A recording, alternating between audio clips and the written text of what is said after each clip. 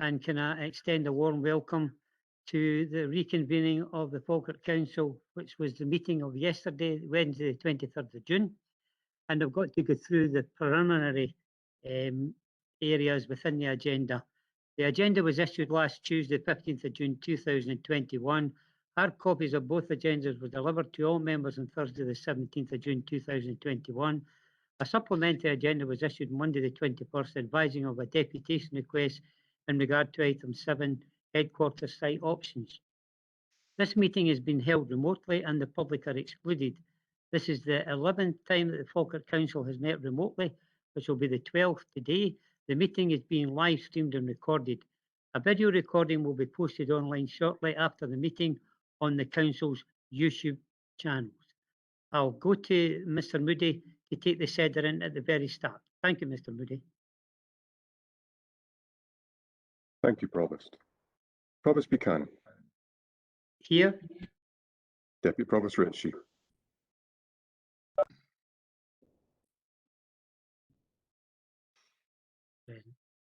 I can see the Deputy Provost on the screen, Provost. Councillor Aitchison. Apologies for Councillor Aitchison, Mr. Moody. Thank you. Councillor Alexander. Present. Councillor Balfour. Present. Councillor Binney. Present. Councillor Bissett. Present. Councillor Black. Present. Councillor Blackwood. Present. Councillor Bowes. Present. Councillor Coleman. Present. Councillor Colley. Present. Understand we have apologies from Councillor Coombs. Yes, indeed. Councillor Flynn. Present. Councillor Garner. Present. Councillor Goldie. Ad sum. Councillor Grant.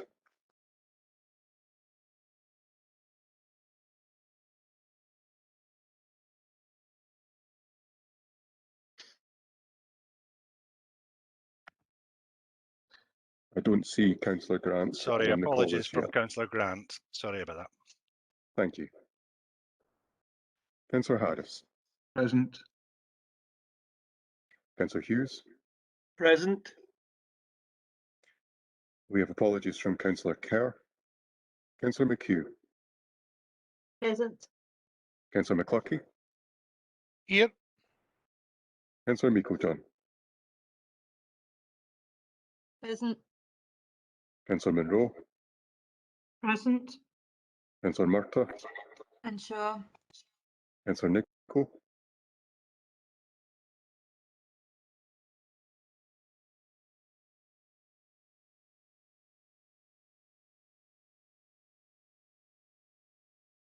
Councillor Nicholl was here. Provost, I can see Councillor Nicholl on the screen, but he is perhaps muted at the moment, so we'll consider him present. Councillor Nicholl. Present. Councillor Patrick.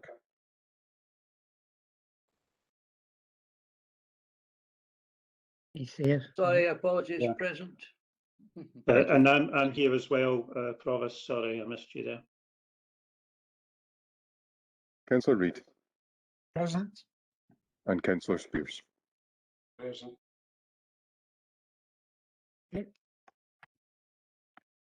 Okay, thank you for that. That takes us now to the declaration of interest.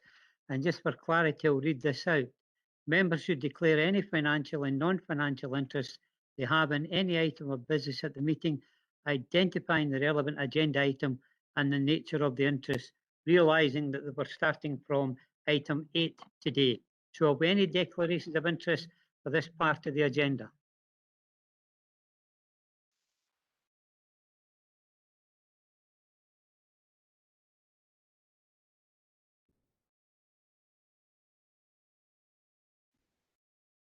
Non-intimated. Okay, thank you very much for that. And first of all, we'd like to thank everybody that was here yesterday and last night for their deliberations and the time consuming, but it was a very important issue as we have coming up. So it's item 8 and it's the Council Headquarters and Arts Centre update, the municipal buildings decommissioning. It's pages 82 to 93, and the report will be by Douglas Duff, the Acting Director of Development Services. Thank you, Mr. Duff. Thanks, Provost. And as you say, clearly we spent a lot of time on this matter yesterday at the meeting, but this report is in follow-up to the discussion that we had yesterday. And I should probably say at the outset that we may have to amend the recommendations and some of the background work arising from the decision that was reached yesterday at Council. And I've been in contact with Mr. Moody and his team around the appropriate revisions to make in order that these matters are aligned. So the report is intended to give an update on the work that's taken place on the municipal buildings decommissioning, and it notes the timescales that were taking place for the decommissioning of the municipal buildings and the arrangements that are proposed for its demolition and subsequent sale. It suggests that we need to undertake a consultation exercise on that, particularly given the common good arrangements that have arisen in the course of this work. And importantly, from yesterday's meeting, the approach to that consultation will need to respect the fact that there could be two options for delivery of a scheme at the site, and we will need to amend the terms for consultation to that effect. The report also notes the operational arrangements that are taking place to designate a new registered council address for its headquarters purposes in the interim and pending a replacement headquarters, as also to identify locations for council meetings to take place and as operational bases for elected members and for management.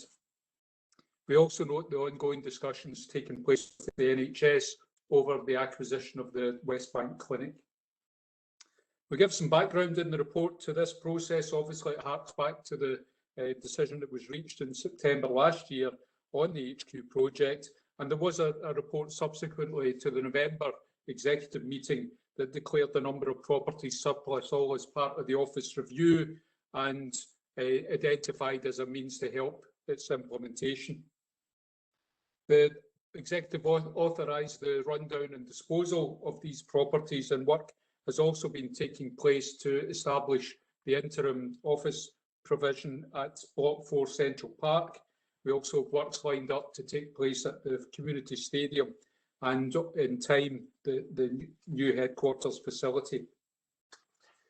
The report gives an update on the work at the Foundry, the Block 4 and Larbert. That work is underway, contractors are appointed, and the work taking place to prepare that for occupation later in the year. We've also noted that the intention is to continue the operations from the Town Hall, and once lockdown restrictions ease, we anticipate that the Community Trust will re-establish a programme of activity to operate from that location. We also will be looking to relocate the data centre from municipal buildings to Block 4 in order to accommodate those activities. In the course of looking at this work, we recognise that the municipal buildings and the Town Hall share mechanical and electrical services, and therefore that will have an effect on the approach to demolition of the buildings. We've done quite a thorough exercise to look at different options as to how the buildings might be demolished, safeguarding the operations at the Town Hall, but demolishing those parts that are no longer required, and will give the Council savings through no longer having to meet the rates and running costs of the building. So we have in the Plan 2 of the appendix that's attached to the report, we've noted the proposed areas of the municipal buildings that we would look to demolish in a first phase of activity in that programme. We have also been looking towards the eventual demolition and disposal of the municipal buildings, and in the course of the due diligence work on that, liaising with our governance team has highlighted that in Council's opinion, the municipal buildings and Town Hall sites are in the common good account of the former borough of Falkirk, And therefore, if we are looking to demolish and subsequently to dispose, then we would need to secure agreement through a consultation process that arises from the Local Government and the Community Empowerment Acts. And therefore, we suggest that a process of consultation should be initiated for a period of 8 weeks to confirm the approach for that to take place and the agreement for that to happen. There is a need to provide a document explaining the Council's intentions, and that document is attached to this report. Clearly, as I've said, we will need to amend the terms of this, so the recommendation coming from this report and also the terms of the document itself to reflect the decision that was reached yesterday.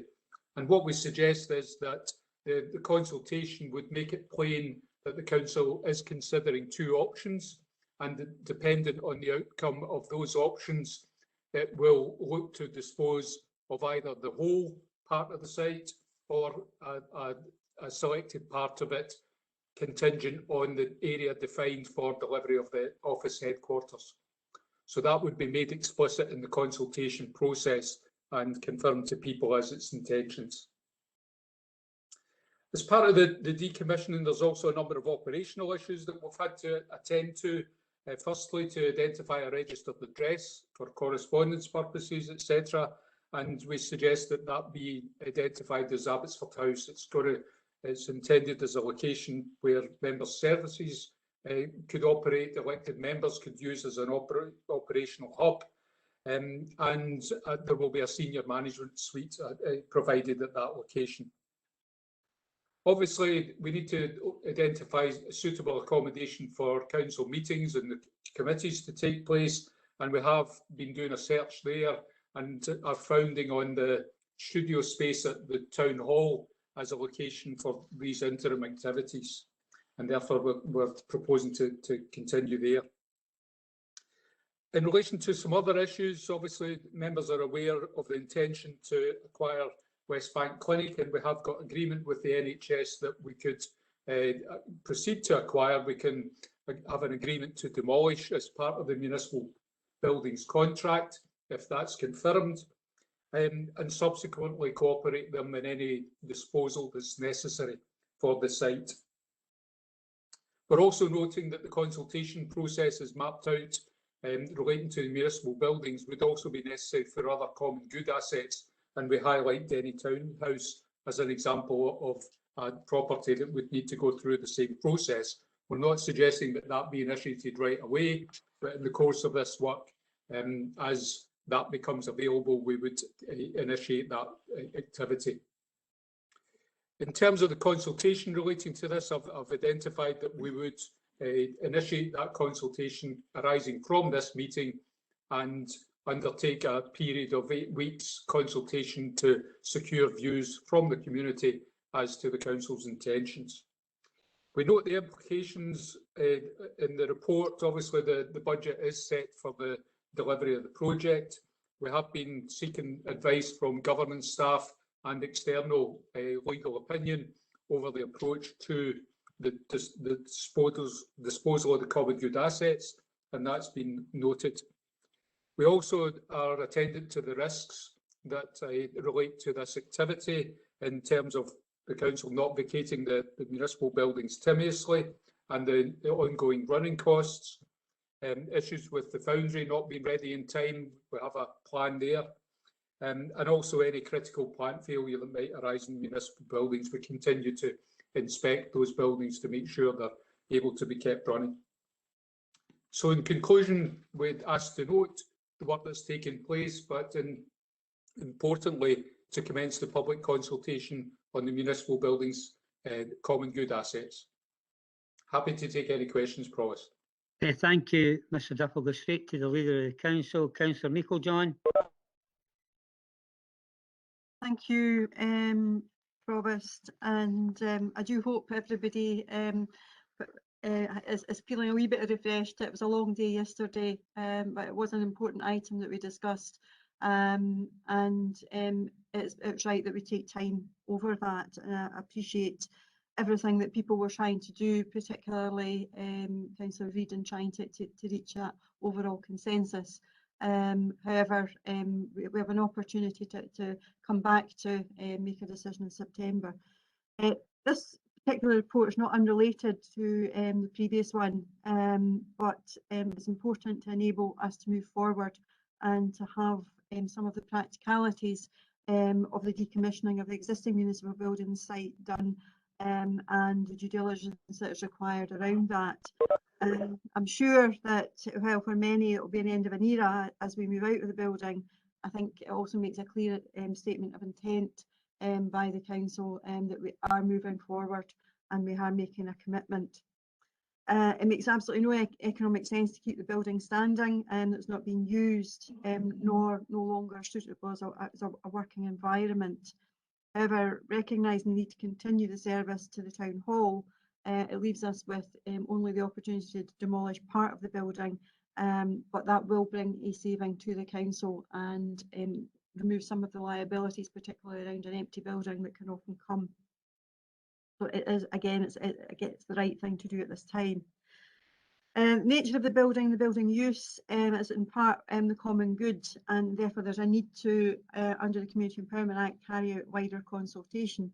And I hope in general it will create some wider interest in the whole HQ and Arts Centre project, and the public will have a greater understanding of the work that is currently going on, and indeed it may help to draw out any of the issues as we go towards September that the public may have.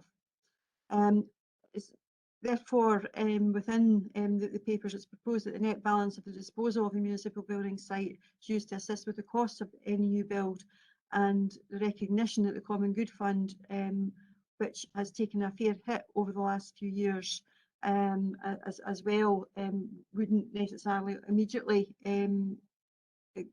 benefit from the sale of the land as a result of that. And therefore I'm going to make a suggestion that at an appropriate time that consideration is given to a small contribution to be made to the Common Good Fund from the net balance and the income of the disposal.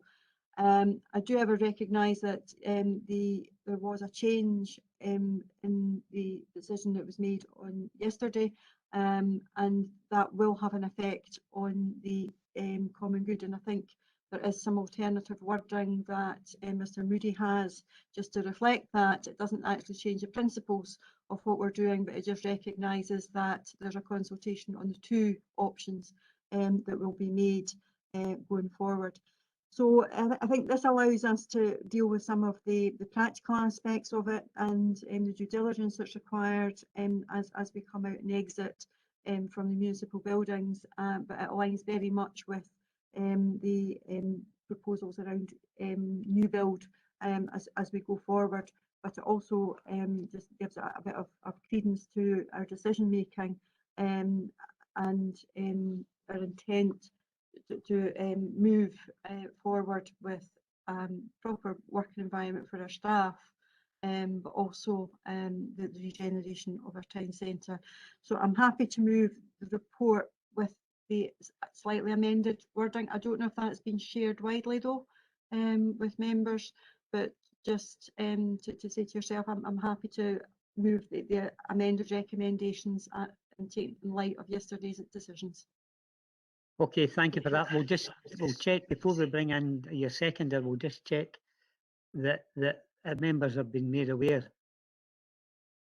You're going to share it just now.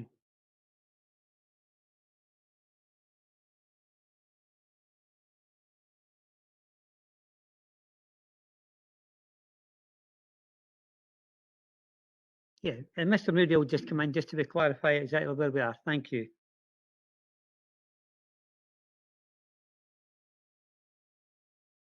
Yes, thank you very much, Provost. I think as Mr Duff said in his presentation, one of the consequences of yesterday's decision was just the need to make a small alteration to the proposed consultation under the common good disposal.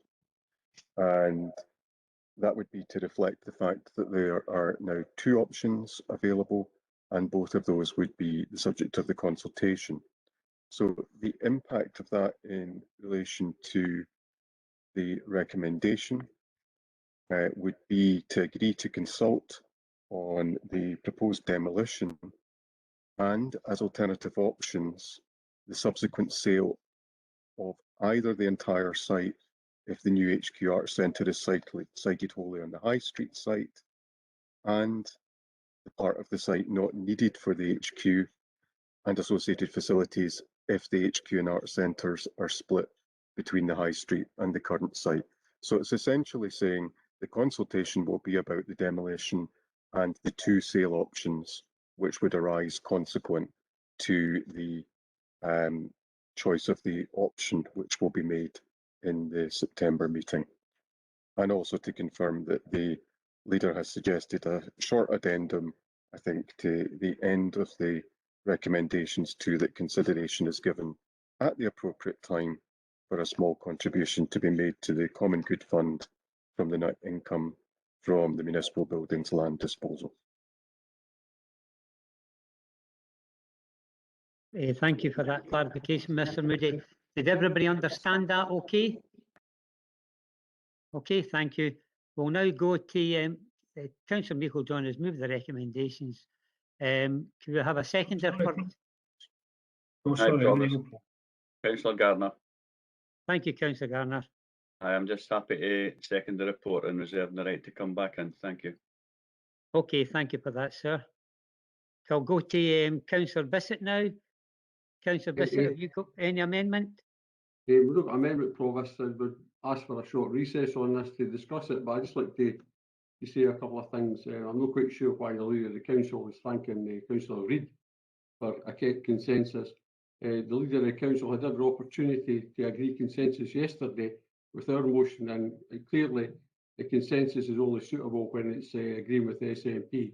So we'd ask for a short recess, provost, and we'll come back in 15 minutes.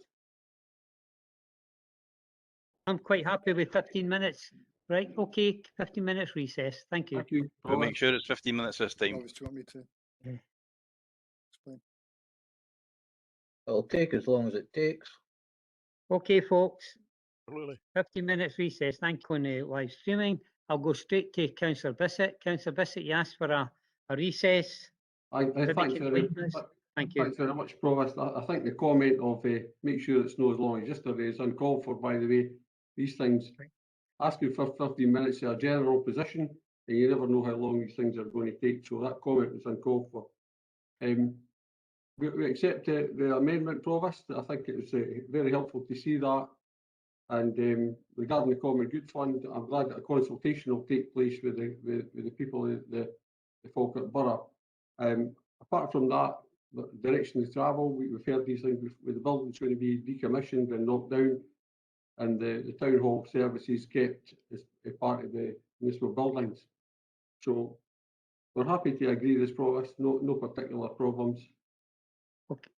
Okay, thank you very much for that, Councillor Bissett. We'll go to the Conservatives with Councillor Kerr not being available. Who is stepping in at this particular stage? Councillor Harris. As with Councillor Bissett, the group have discussed this and are in broad agreement. I think we must point out, though, at the moment, and I don't know whether there has been provision to make change to that, that under Appendix 1 at the bottom of page 88, it clearly talks about consultation around the intention to demolish both the town hall and the HQ and Arts Centre. So first question would be, is the consultation going to start on 28th of June as planned, without knowing exactly what the plans are, or will the consultation start on the 28th of June with the two options being outlined for the public to be informed about? Okay, thank you for that. We'll go straight to Douglas. Douglas, you've heard the question. Would you like to clarify the position? Happy to do that, Provost. There are a number of changes that will need to be made to that draft of the consultation documents on page 88, 89 and 90. There's sections that will need to be amended to reflect the proposed recommendation that we note the fact that there are the two options for delivery of the HQ and Art Centre at Coburn Street, and therefore the disposal would relate to the whole site or part of the site, acknowledging partial development by the office. Okay, hold on a second, we'll just go back to Councillor Harris to see if he's happy. I see you, Councillor Yeah, Goldie. thanks, Douglas. I think with that information, we'd be happy to support this.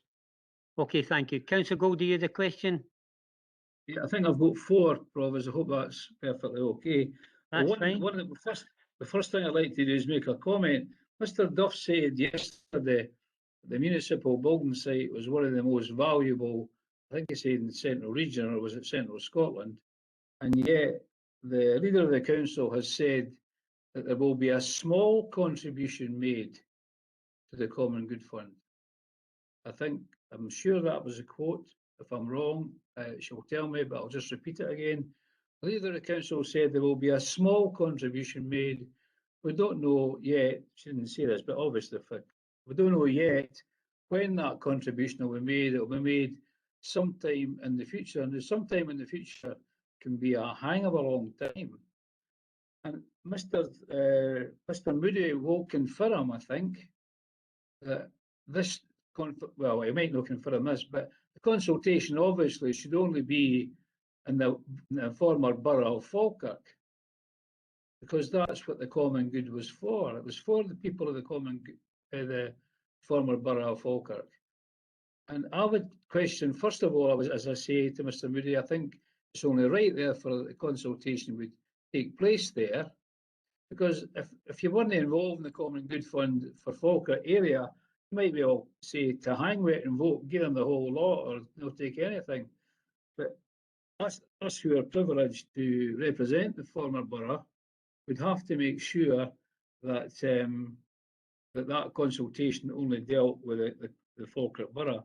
And I would need to say, and it's not that I'm a greedy individual, people know I'm not, but when I'm representing the former borough and when I'm representing Falkirk North in particular, and we've got a thing that's very, very site that's the most valuable in the Central Region.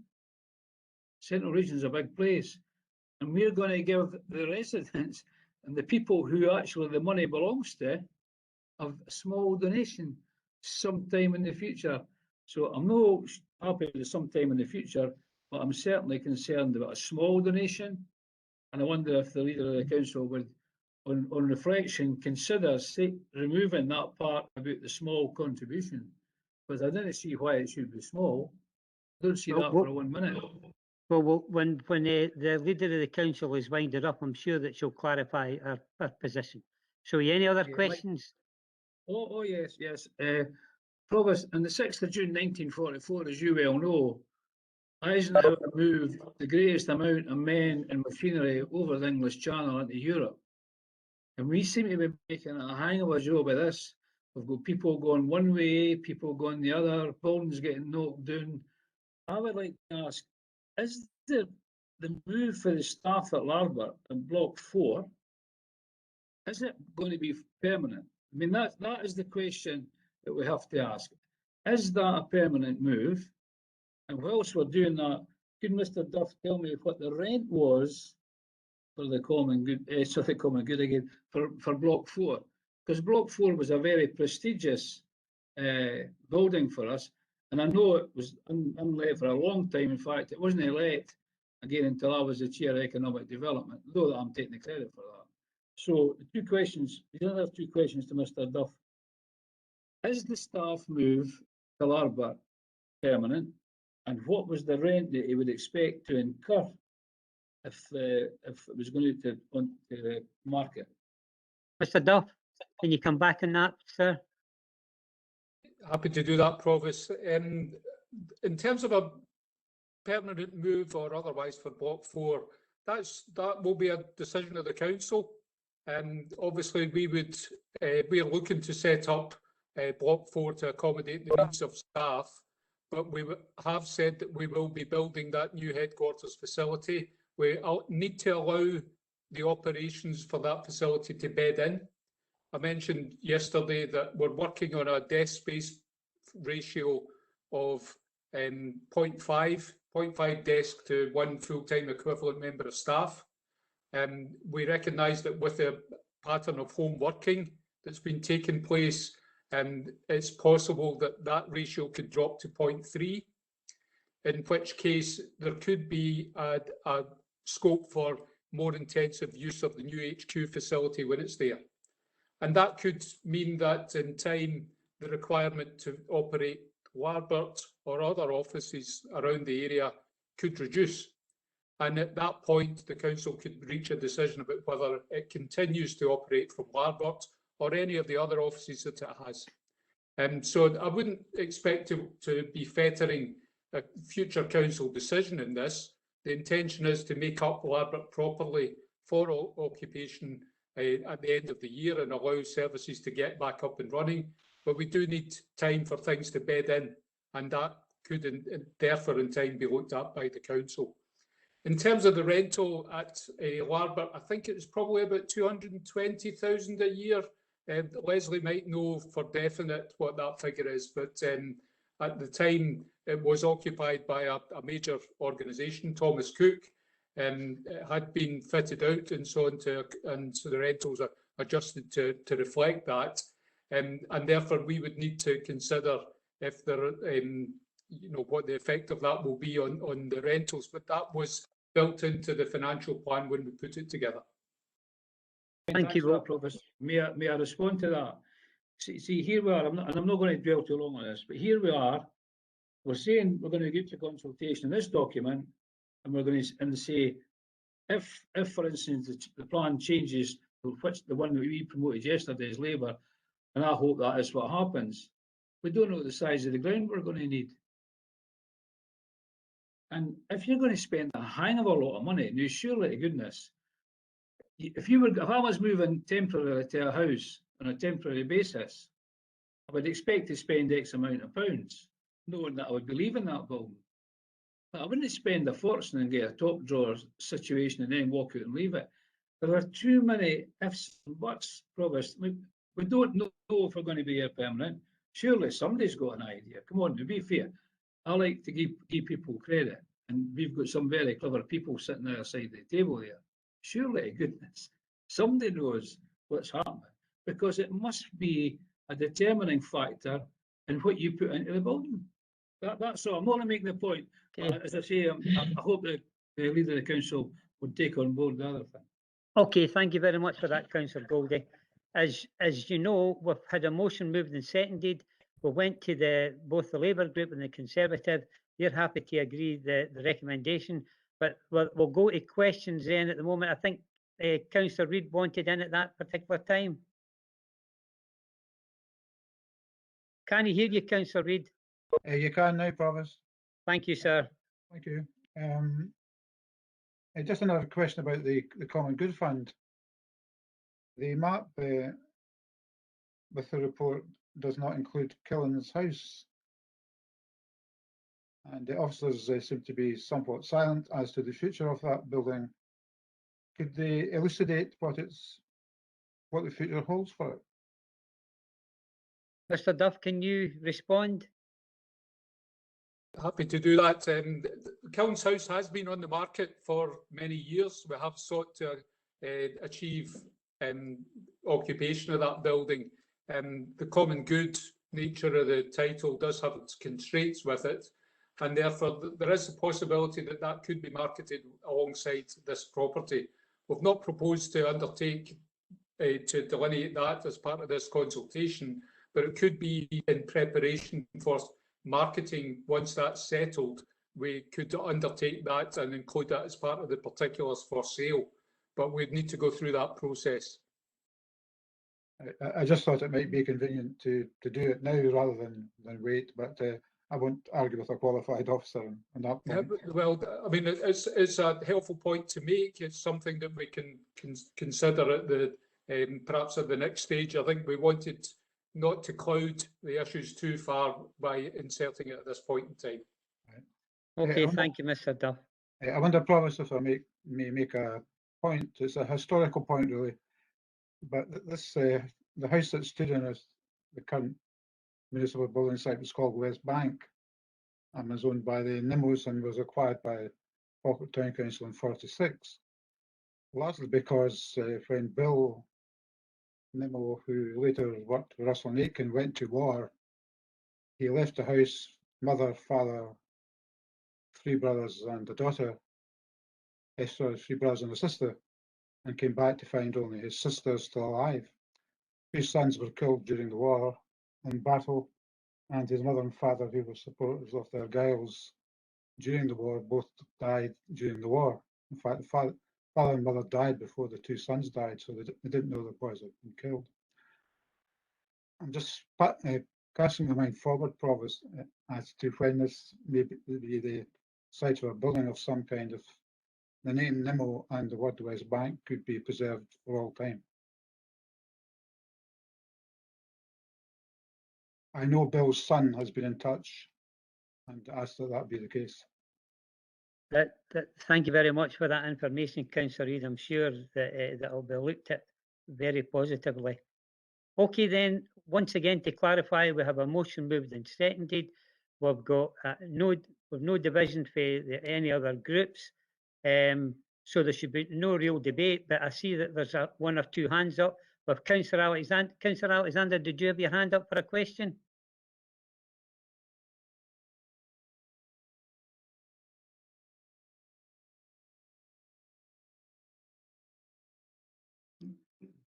Can you hear you, Councillor Alexander?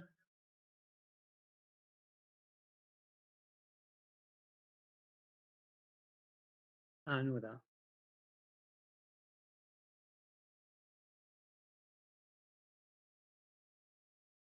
Okay, we'll go to Councillor McCluskey at this stage. For just any questions, sir. Aye, I'll stick to a question this time, Provost. We're talking about whether, you know, some of the site or all of the site goes up for sale eventually. It's unusual when we talk about sale, considering there's other interest in the area, like the West Bank, and there's development ground at the back that we don't own. But we normally always hold on to a ransom strip, which is a metre wide sometimes, and it can be worth half the development price of the site. So when we were looking in at you know, the value of ground and future developments, we taking that into account as part of normal procedure as well. That's a question. Thank you. That's a very good question, and we'll go back to Mr. Duff on that issue. Mr. Duff? Yeah, through you, Provost, I'm not perceiving any ransom issues in this instance. It tends to be more where there's a backland site that requires access across an existing title that the council has. I don't know whether Leslie might want to add any further detail in terms of the interest here, but I don't see any ransom. I think the question, Douglas, for Councillor McCluskey was, are we intending to keep any ground to utilise for a ransom strip? Was that your question, Councillor McCluskey? My question, as I say, is people and audit ransoms, as you know, the whole White Cross stopped for because you couldn't have a metre of ground, and obviously that development stalled for 15 years. So we're just saying that, you know, these are important issues, and as we control all the ground at the front, and for access to road and different other things, all I'm saying is there any value to that if there's potentially development at the back of what we own at the back or in West Bank? I'm just trying to saying a statement. You know, I'm not trying to cause problems. No, it's a valid point. Douglas, will ask your colleague maybe to come in on that. Yeah, I can't see any prospect of ransom in this situation. You wouldn't be looking to create a ransom situation. That wouldn't be appropriate. Okay, Leslie, we could have. Yeah, thank you. Provost, I would agree. I've dealt with a lot of ransom strips for Stirling Council, and any house builder would not acquire it at peak market value if you created a perceived ransom strip to stop them in the future, they just deduct that off their price. Okay. So in this case, I see. don't see there being a ransom strip, but there is the discussion with NHS Forth Valley that we alluded to yesterday. And I think what we would want to do across there is to ensure that across the public sector, we got best value for both our assets, and that neither party is either prejudiced or benefits. And I suppose that's one of the things, because we're asking NHS to potentially sell us their site without them holding us to ransom. So there's obviously the converse issue here. Okay, thank you. Councillor Binney, I believe you get your hand up. As I said already, there's no debate because there's no division, but if there's any questions to be asked, this is your opportunity. Councillor Binney. It's a question, though it's a historical question. I mean, I used to work at the Job Centre there next to the council building many years ago. I don't know if it's still the case, but I am interested, and we were allowed to park in the car park there. So I don't know if that legacy arrangement still takes place at the moment, and what would be the connection if we sold the car park.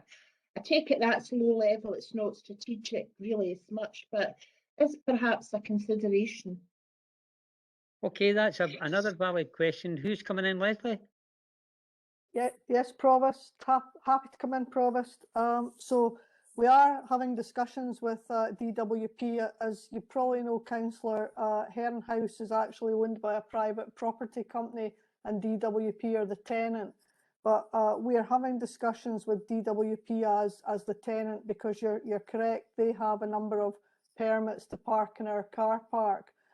They always were aware that was potentially a short-term issue if the council sold the site. But what we're doing is, even in any demolition times, we're agreeing that we would allow them to continue to park along with staff at Brockville at the rear of the site. Wow. So that is being discussed with them and will be resolved as we move forward. Thank you. Thank you very much. We'll try Councillor Alexander had his hand up earlier. Councillor Alexander, can you hear me okay?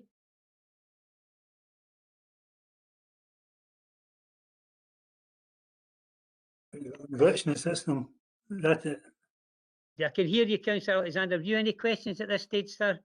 Yes, I have. It's a question for Mr. Duff.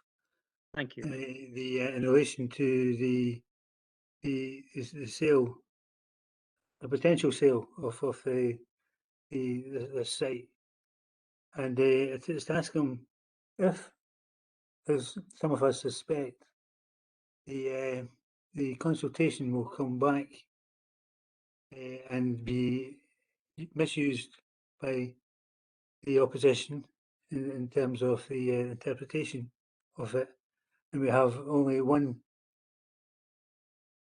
option put before us, and that being the standalone office block at the municipal chambers.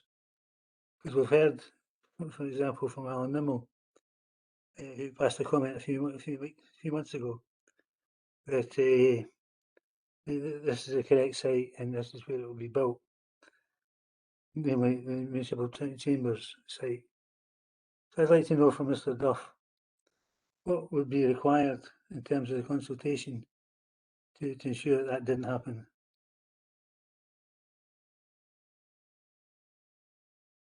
Okay, it's quite a leading question, that, but we'll come back to Mr. Duff. As you know, Councillor Alexander, like every other councillor, Councillor Nimmo has an opportunity, like everybody, to voice their opinion, and he's entitled to do so. Mr. Duff, could you maybe come back to Councillor Alexander on that? I think the intention at this point is just to ask the public about the principle of demolition and of subsequent sale, allowing for the fact that that might be the whole site or part of the site, depending on what the council does.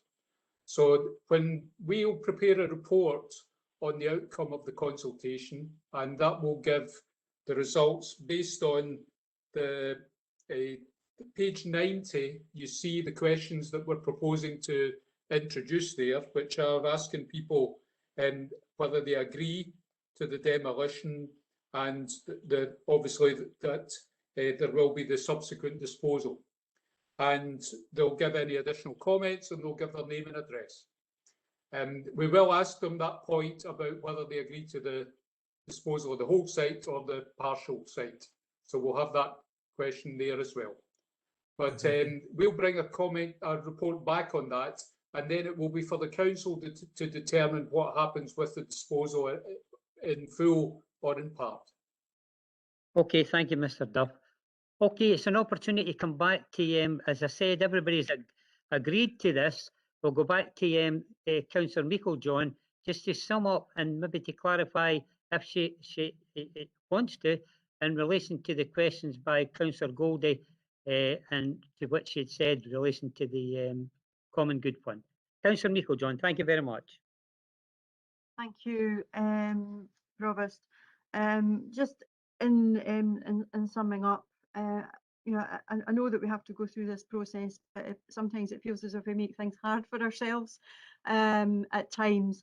You know, we're going to go out to public consultation with regard to this, and it clearly gives an indication that the intention is that we would be looking for, to use at least part of the sale of the site to help support the new build, whatever that may be. We've obviously still to determine that. The indication of you know, the small sum was to give an element of magnitude that we you know, we don't anticipate the full receipt going direct into the common good or remaining with the common good, but we would want to leave a legacy. We have to remember that the municipal buildings serves the whole of the Falkirk district communities and not just the town centre. As therefore, by leaving something that the local common good could actually utilise or access, would be the right thing to do. I don't see that it's in any way a contradiction in making a small contribution. It just puts a kind of perspective on things. The size of that contribution will ultimately be decided at a future meeting, and one that when we actually know the outcome and the potential sale, it will not be the common good members that are in this meeting today that will make that decision, as we will be in a new council by then, and we don't know who those particular members may be. We also don't know the size of the site that is to be released.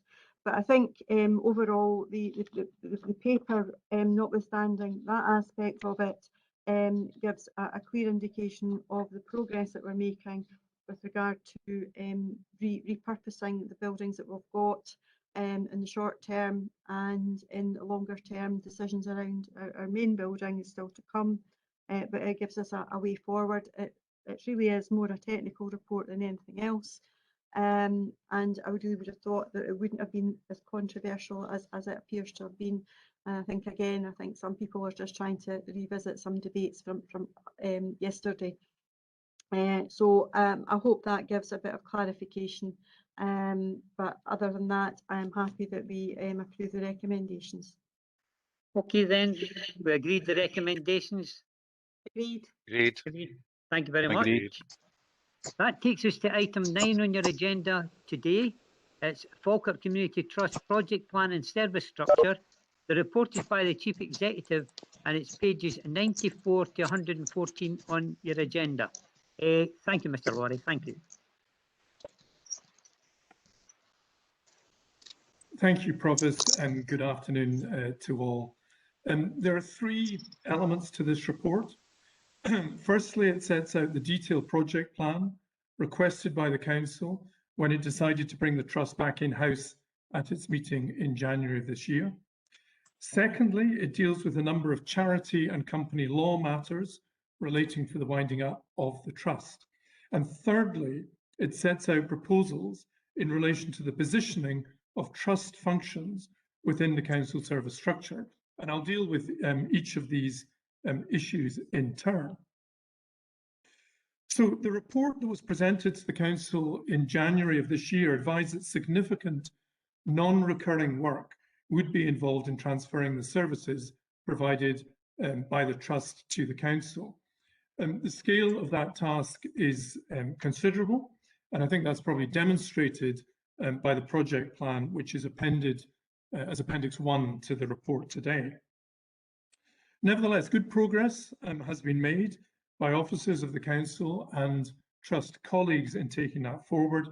An overall project management group is in place. I chair that myself. Maureen Campbell, as Chief Executive of the Trust, is on that group as well, together with colleagues, relevant colleagues from both the Trust and the Council. There are also 7 task groups with detailed remits that have been established, and their membership again comprises colleagues from both the Trust and the Council, together with trade union representatives.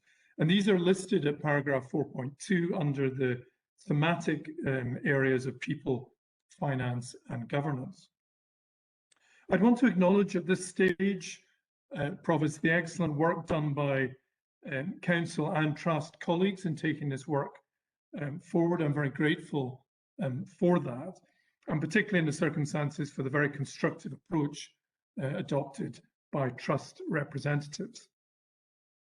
Each task group has developed specific work plans for their areas of responsibility. They've commenced the in-gathering and collation of core information and are conducting due diligence. Close liaison and oversight arrangements have been established for the groups, which is important given the interdependencies that exist, and external specialist legal advisors have also been appointed to assist with the work, and particularly the charity and corporate aspects of that. It is worth noting, I think, that once a decision is taken on the integration of Trust functions into the Council service structure, other officers from across the Council will require to be involved in this work to ensure successful integration. So that's the first aspect of the report, and as I say, the project plan is at Appendix 1 to the report.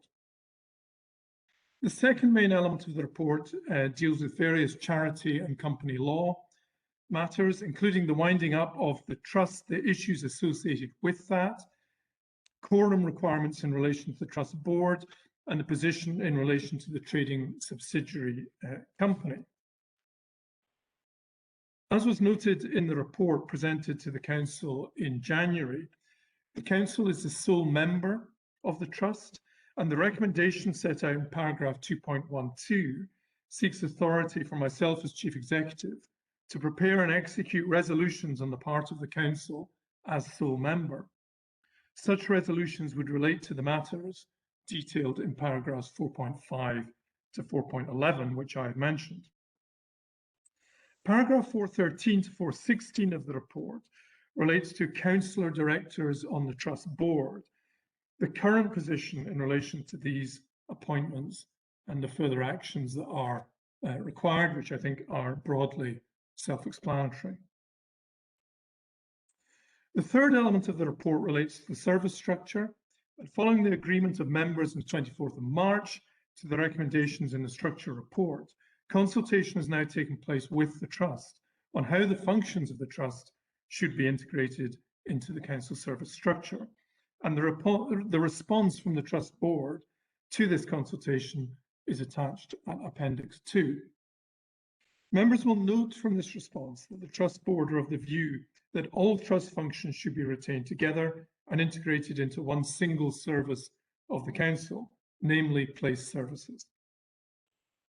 Together with the Council's directors, I've given very careful consideration to the response from the Trust board and their, I think, very understandable preference to integrate the Trust services as a whole in order to build on what has been achieved in the last 10 years. It remains our view, however, as detailed in the structure report to Council, that it would not be appropriate to simply bolt the Trust onto one of our existing services in its entirety. And my view would be that that is not a good way to achieve genuine integration of services. All services of the Council are undergoing a significant period of transformational change, in particular place services. To align all Trust functions collectively to any one service would potentially impact on our ability to deliver such change. There is insufficient capacity within any one service to both focus on the changes they require to implement and provide the dynamic and effective leadership of the full range of Trust functions to ensure their successful integration. I would add, Provost, that I believe there is some advantage in having all council services engaged in ensuring the integration of services from the Trust is a success. That will enable the level of focus and effort and resource required for what, as I say, is a major task. Secondly, the introduction of the Trust to the Council itself, the introduction of these staff with their skills and their energy and the experience that they bring, I think can have a positive influence across all council services. And the aim must be to create through integration something which is greater than simply the sum of the council and the Trust. It is important that the Trust functions are, in my view, aligned with services in a way which supports the continued effective delivery of Trust functions, certainly, is aligned to appropriately support delivery of our council priorities, ensures effective leadership of Trust functions from within the council services, ensures employees of the Trust feel supported and valued on integrating with the council, and supports our transformational change programme. It is also important that this alignment is done in a way which enables us to consider the opportunities we have for further transformational change as a result of such integration. So I don't underestimate the scale of the challenge to do all of that well and the resources that are involved in that. It is a significant undertaking to reintegrate the Trust, but our aim in all of this must be to build on the successes achieved by the Trust, to welcome Trust employees into the organisation, to ensure that we have continued excellent provision for the people of Falkirk, and to transform and to improve services. On the basis of this, through paragraphs 422 to 430, the particular concerns and issues raised in the response from the Trust are set out, along with our consideration of these as officers and the proposed way forward. This includes the proposed integration of culture, arts, museums and parks into the place service, linked to the Arts Centre, tourism and our local economy, the inclusion of libraries alongside our broader communities work, the positioning of sport and leisure within children's services, and the proposed solutions for business development and business support functions, along with the recognition set out at paragraph 427 that once Trust functions become integrated within the Council, it's important we continue to assess our delivery of these functions and facilitate ongoing improvements to joint working, best fit, collaboration and efficiency across the Council. So a more detailed assessment can be made on such improvements, working with Trust employees once they have transferred into the Council. Section 5 of the report restates the significant financial implications of bringing the Trust in-house, the resulting challenges that will need to be addressed through our medium-term financial plan and business plan and our transformation programme. It also outlines what is being undertaken in relation to GP transfer and the associated work required to ensure successful integration and ensure that all aspects of the Trust's activities, including their partnerships and the ongoing innovative work going on within the Trust, are taken into account. Legal and risk factors are also set out. The recommendations that arise from this are set out at paragraph 2.1 of the report, and I'd be happy to deal with any questions that members may have, along with relevant colleagues from legal, HR and finance who have contributed to the report and can advise on some of the more technical aspects if necessary. Thank you, Provost. Thank you very much, Mr. Lawrie. Before I go to Councillor Meiklejohn, the Leader of the Council, could I ask at this stage if there are any declarations of interest from Trust board members, for the record? But just to say, I'm a director of the Trust, but I mention that all the time. Yeah, but anybody else? Provost, Councillor Coleman here, my apologies. I was perhaps same for mistakenly me, of the view that Provost, this was covered by an exemption because we were also councillors. Sorry about that. No, so that's Councillor Binney, Councillor Flynn, Councillor Coleman. We also got there.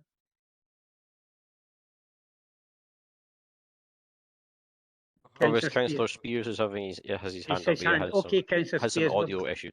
we've got that. Thank you very much. Okay, then we'll Provost, I don't know where I stand because I'm going on to the trust.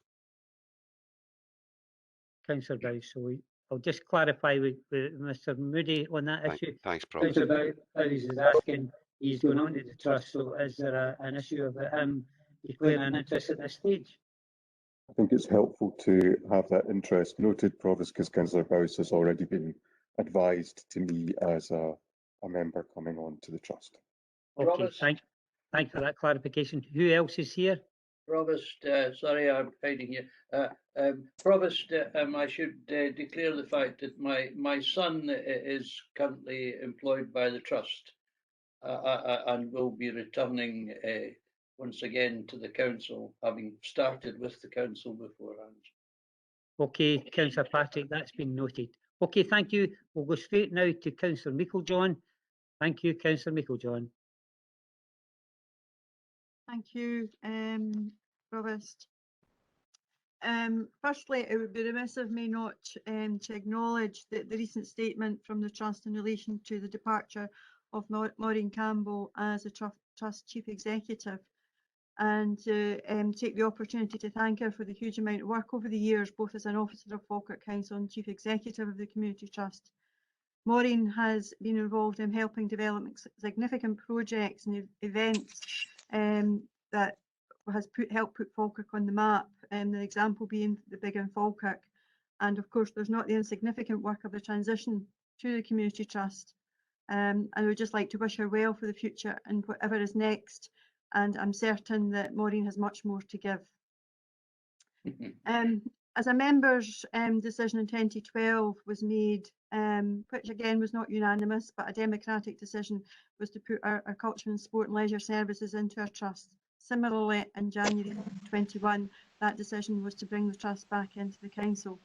Reasons for that were very clear, and that as the council is the sole funder, members wanted to have more influence and direction over the trust services to enable greater alignment with the council services and the transformational agenda, while removing some of the barriers that face both the council and the trust by having a single decision-making body.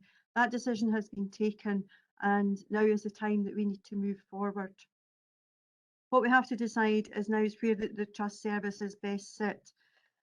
It makes little or no sense to bring the trust back into the council as a single entity, and it does not address some of the challenges that have been had over the last few years, such as access to schools, a joined up approach with economic development and tourism and culture, as well as aligning innovation and entrepreneurism. And I'm sure that there are other aspects as well.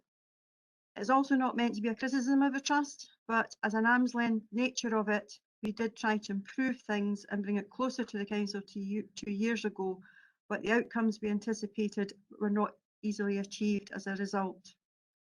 What we do have is to agree is the way forward for the trust services, and while there's a view from the trust that it should be brought back as a single entity, to just bolt it on to an existing service would not be appropriate, and Mr Laurie has clearly defined the views not just of himself but of his colleague directors. It's important, however, that we look to maximise the synergies across the council to maintain and enhance the services and activities which are currently provided by the trust, and to look to the future development to enhance the service and user experience. It's clear that our communities are particularly in some areas specifically looking to have more integration of functions, libraries being one example. Notwithstanding the importance of maintaining the integrity of libraries, there is the ability to incorporate and align the work of our communities team as just one example. Can't ignore that there will be challenges to overcome as we move forward on that integration. For example, the dissolution of the trading company, and not least of all the overall finance. However, there is opportunities to take some costs out of the system by sharing responsibilities across the 3 directorates, as well as practical advantages such as more alignment at service development, transformational change and opportunities, which will be set out in the report from 420 onwards. Council Chief Executive has given quite clear steps and milestones on the roadmap required to bring the trust back in. It's important that we're able to give clear information and guidance to staff, both in the council and the trust, as early as possible to take as much uncertainty out of the system as we can, particularly at a time when many feel vulnerable and anxious around change. I therefore move the recommendations as set out in section 2. Thank you, Provost. Thank you, Councillor Meikle-John. Do we have a seconder? Councillor Harris? Councillor Harris, yes, just before I second, just to say a couple of things. This is a splendid report from our Chief Executive, and it sets it out quite clearly, the huge amount of work that has already been done in terms of how to bring a trust back into house. It's a very methodical document, and it really sets, as the leader has said, it sets the milestones to how we get there. I think what's unfortunate is that the only kind of discussion that there's been has been around where it should sit in the trust. I think I'm quite clear, this statement, the trust function should be integrated. We must see the integration, of the trust functions within the council structure. I think that is absolutely key. This document sets that out. What it's not about, as been said, is bringing in a monolithic structure in one and planking it somewhere.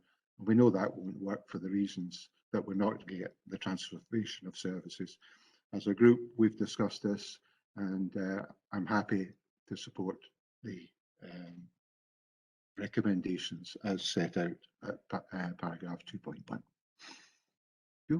Okay, before I go to Councillor Bissett, I'd just like to echo the sentiments that was stated at the very beginning of the summary by the leader about the wonderful professionalism that Maureen Campbell has showed during the years of service. So thank you, Maureen. I'm sure there'll be a lot more said. Councillor Bissett, I'll come to you in relation to have you an amendment on this issue? I've not got an amendment, Provost, just like to make a couple of comments. Certainly, sir. Thank you, Provost. I'd also like to pay tribute to Maureen Campbell, who's an excellent officer and certainly stood her ground and didn't bend. So I think she's done an excellent job, and I'd just like to wish her well for the future.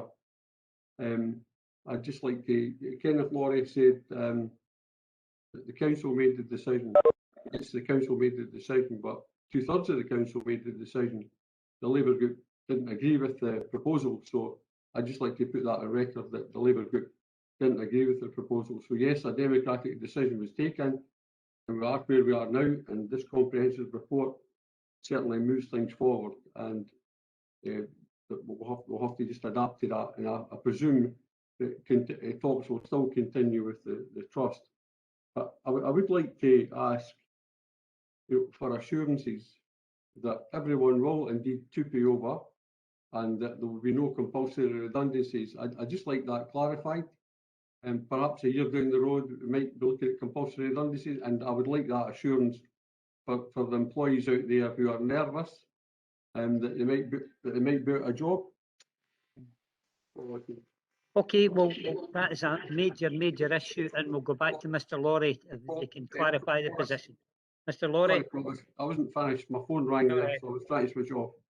Perhaps Mr. Laurie could address that first, and then I'll come back in. Certainly. Yes, thank you, Provost.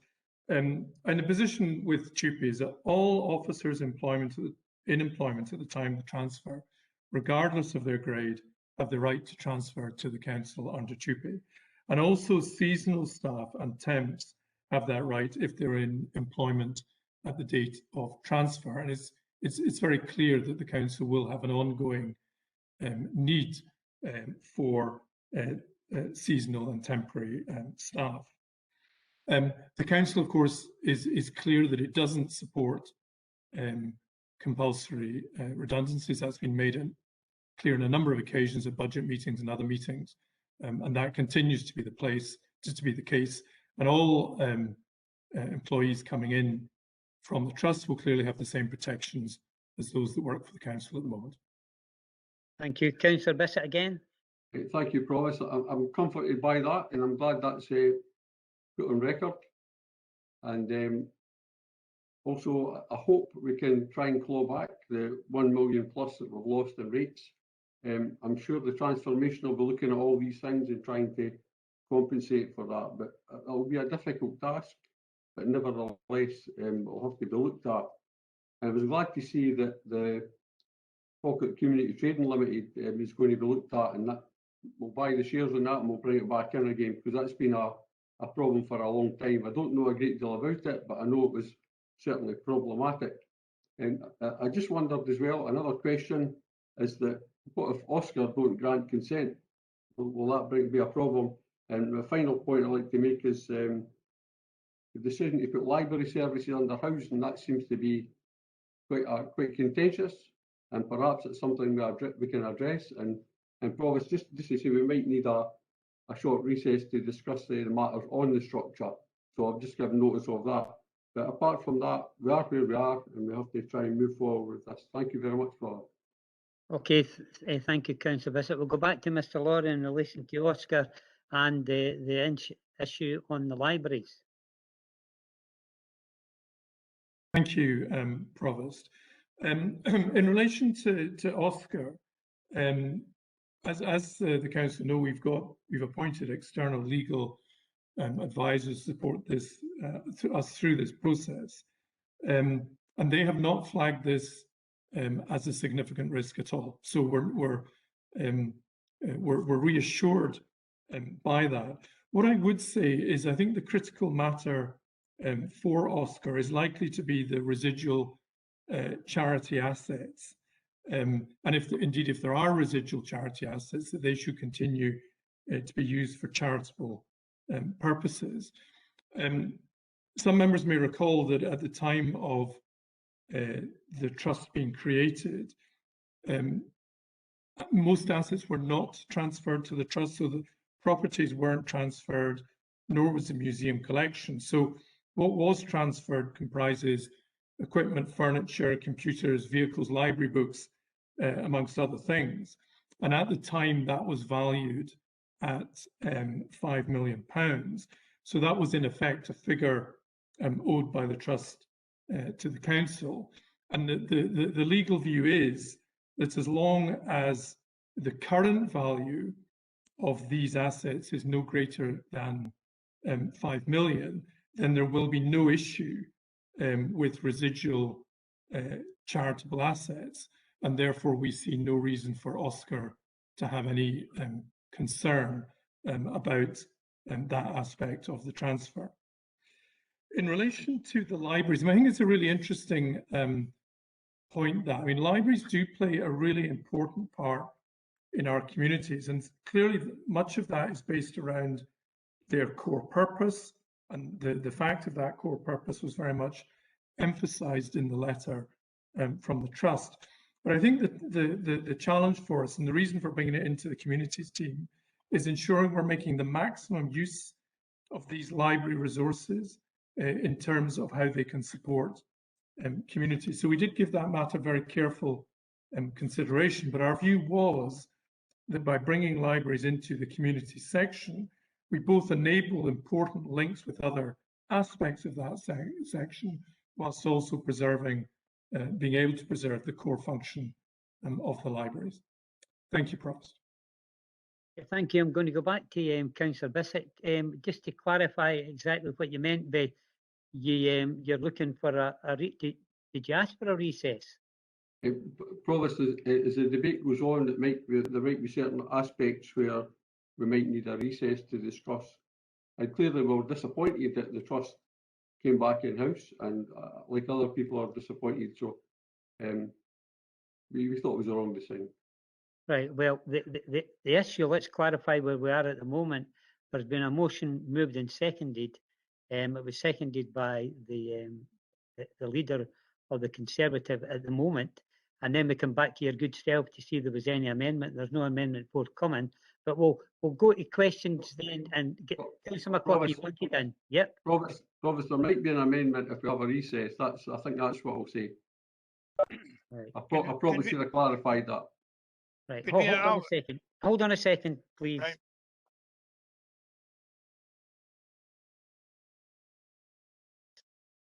I think it would be beneficial if you really had, if you wanted a recess, that you had the recess now then. Would that suit you? Yes. Agreed.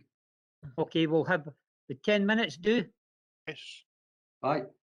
Okay, we'll have a 10-minute recess then. Thank you very much. Speak to Councillor Bissett and ask him in relation to his recess if they decided to have an amendment to the motion. Councillor Bissett. Yeah, thank you, Provost. Yes, Provost, we do have an amendment. You want me to read it? But yes, indeed. Amendment is 2.13 to add at the end of 3, with the exception of the proposal to place libraries in corporate and housing services. These should instead be retained alongside other cultural services in the Police Directorate. So that's an amendment, and that'll be something. We've got a seconder, but I'd be interested to hear Councillor Spear's views on that as well, as he's a portfolio holder. Thank you, Provost. Okay, thank you. Well, obviously, we'll give all members an opportunity to speak, including Councillor Spears. So you've moved that as an amendment. Who's your seconder? Only signed the Provost. Okay, Councillor Blackwood seconded. Now, just to clarify the situation before we go into debate, is everybody aware of that amendment? Do we need clarification again? Is everybody aware of the amendment put forward by the Labour group? Okay. Provost, could I possibly either have it read again, or could Yeah. we get a copy of it? Yes, I think you're right on that. Hold on a second, I'll just clarify this situation. Now, Mr. Moody's got a copy. Mr. Moody could read it out. Yeah, I'm just clarifying with Mr. Moody at this moment, Councillor Bissett. Thank you. Yes, thank you, Provost. I think the terms of the amendment proposed by Councillor Bissett are fairly straightforward. It's to add at the end of the third recommendation in the report, and that is the recommendation which asks for Council's agreement to the proposed position of trust functions within the council service structure. Added to that is with the exception of the proposal to place libraries in corporate and housing services. And added to that, these instead should be retained alongside other cultural services in the Police Directorate. Okay, does Councillor Meikle-John, you're quite happy with that? In terms of the terminology? Thanks for the clarification of that. I just wanted to clarify that I understood it correctly.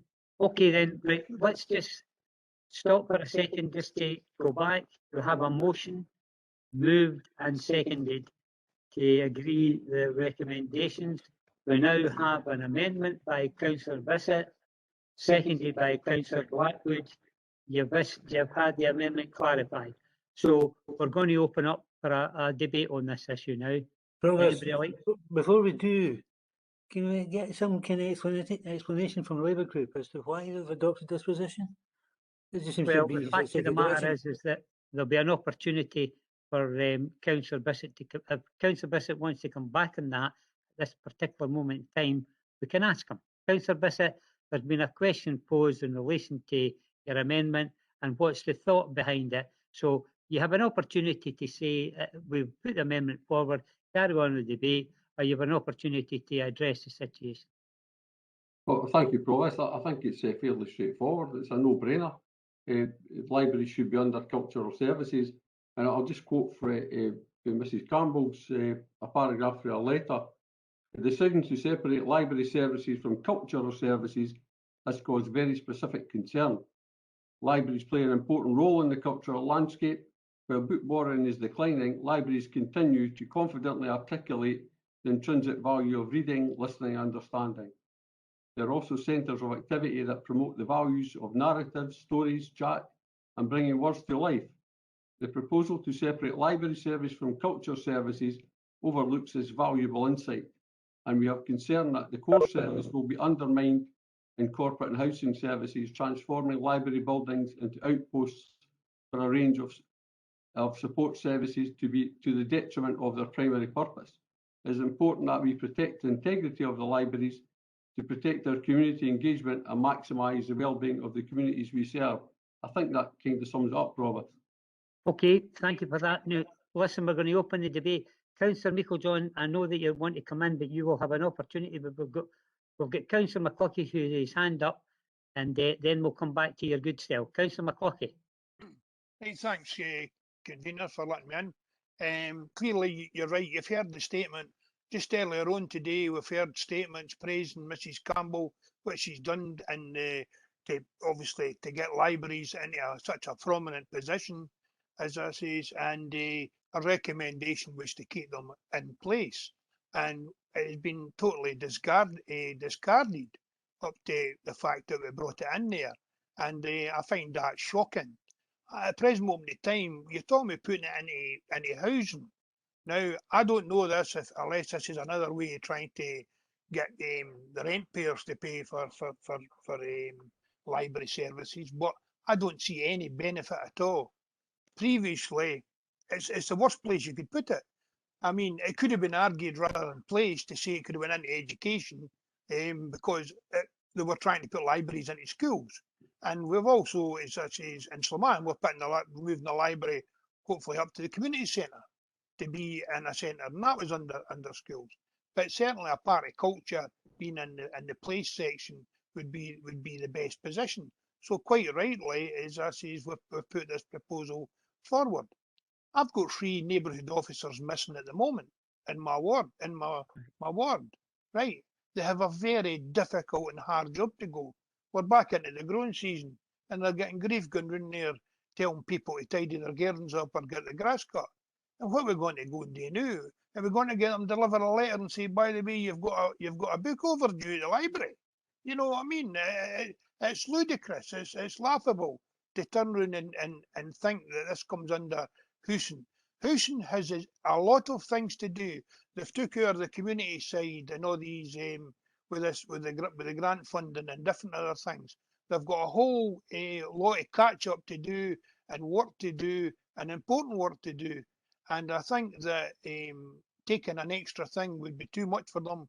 And it's rightly in the side the rest of culture and arts, as I say ballet and dance and all these other things, and certainly no in housing, convener. So as I say, Provost, that's my view, and as I say, I was going to move it before I think that's what Robert came in for. Thank you. Thank you, Councillor McCluckie. Like everybody else, you're entitled to your opinion. You've voiced it. Councillor Monroe. Thank you, Provost.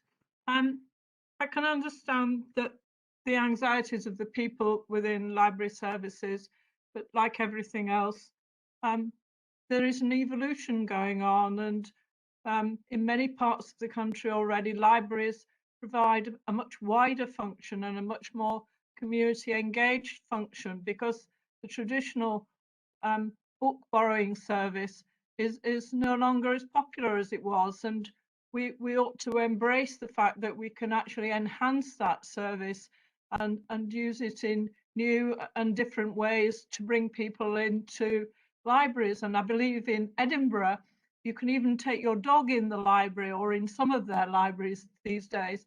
So I think it's not that we want in any way to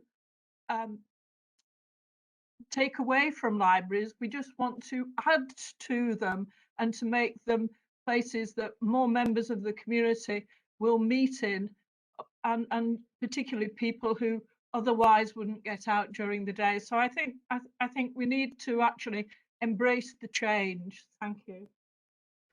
Thank you for your contribution. Councillor Alexander, we'll let you in. You only ask a question, so you have an opportunity to enter the debate. Thank you.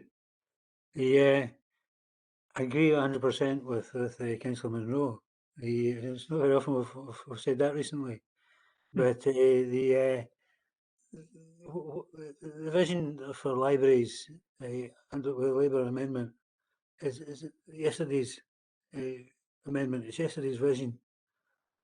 What we need now is a new role for libraries. Yes, there'll still be a lending role, but it needs to expand on the functions of the library service. Incidentally, by the way, I think it's rather unfortunate that you should describe a report written by the officers of this council as a no-brainer. I think there's a great deal of thought being put into the process by not only members but by officers, and that should be recognised. So let's stop looking to the past. Let's stop looking at the 1960s and 70s and start looking to the future. You know, you can do that now by recognising that libraries will have an increased role in our lives. They need to have an increased role. Place where forms can be signed, for example, DWP forms, forms for the council, whatever. I can't imagine the current setup being overly friendly to that particular position, but that is something that would be hugely beneficial to the communities that we have. So, Provost, I'm quite happy with the direction of the report, but the motion takes us, the amendment takes us back, and we should be going forward. Okay, sir. Thank you very much for your input. We have Councillor Binney next, followed by Councillor Nimmo, Councillor Murtagh, and Councillor Colley. So it's Councillor Binney first. I did ask to respond to the amendment. Well, I some was time going to ago. come back. Well, I know that. You're on mute, Provost. Sorry, Councillor Michael John, I had an opportunity for you to come back in your wind up to ask any points of clarification of that. At the moment, I'm going to Councillor Binney, Councillor Nimmo, Councillor Murtagh, Councillor Colley. Councillor Binney. I won't make it very long. I mean, I totally understand why Corporate and Housing Services taking this over. We understand libraries. Who uses libraries? It's their communities. It's everybody in the communities, young and old. Schools, as a matter of fact. But libraries is actually changing. It's going to be a place now. It's going to be doing different functions, a library. So it's very important that Corporate and Housing Services takes that. I think maybe what's clear, and this is part of the question here that I want to ask, and maybe a wee bit clarity here, is we remain committed to ensuring matrix management arrangements. And I think the structure, you know, I think we're a wee bit confused here. I mean, Corporate and Housing Services is just a title, as a matter of fact. It's the functions within it and how effective they are. So the important point is, if somebody could maybe explain what the matrix management arrangements can be in place to retain the connection between culture and libraries. And I think that's the key here. So if somebody could explain that to me quite briefly, I would be very happy. Thank you. Okay, we've got officers here. What officer is going to respond to Councillor Binney's question?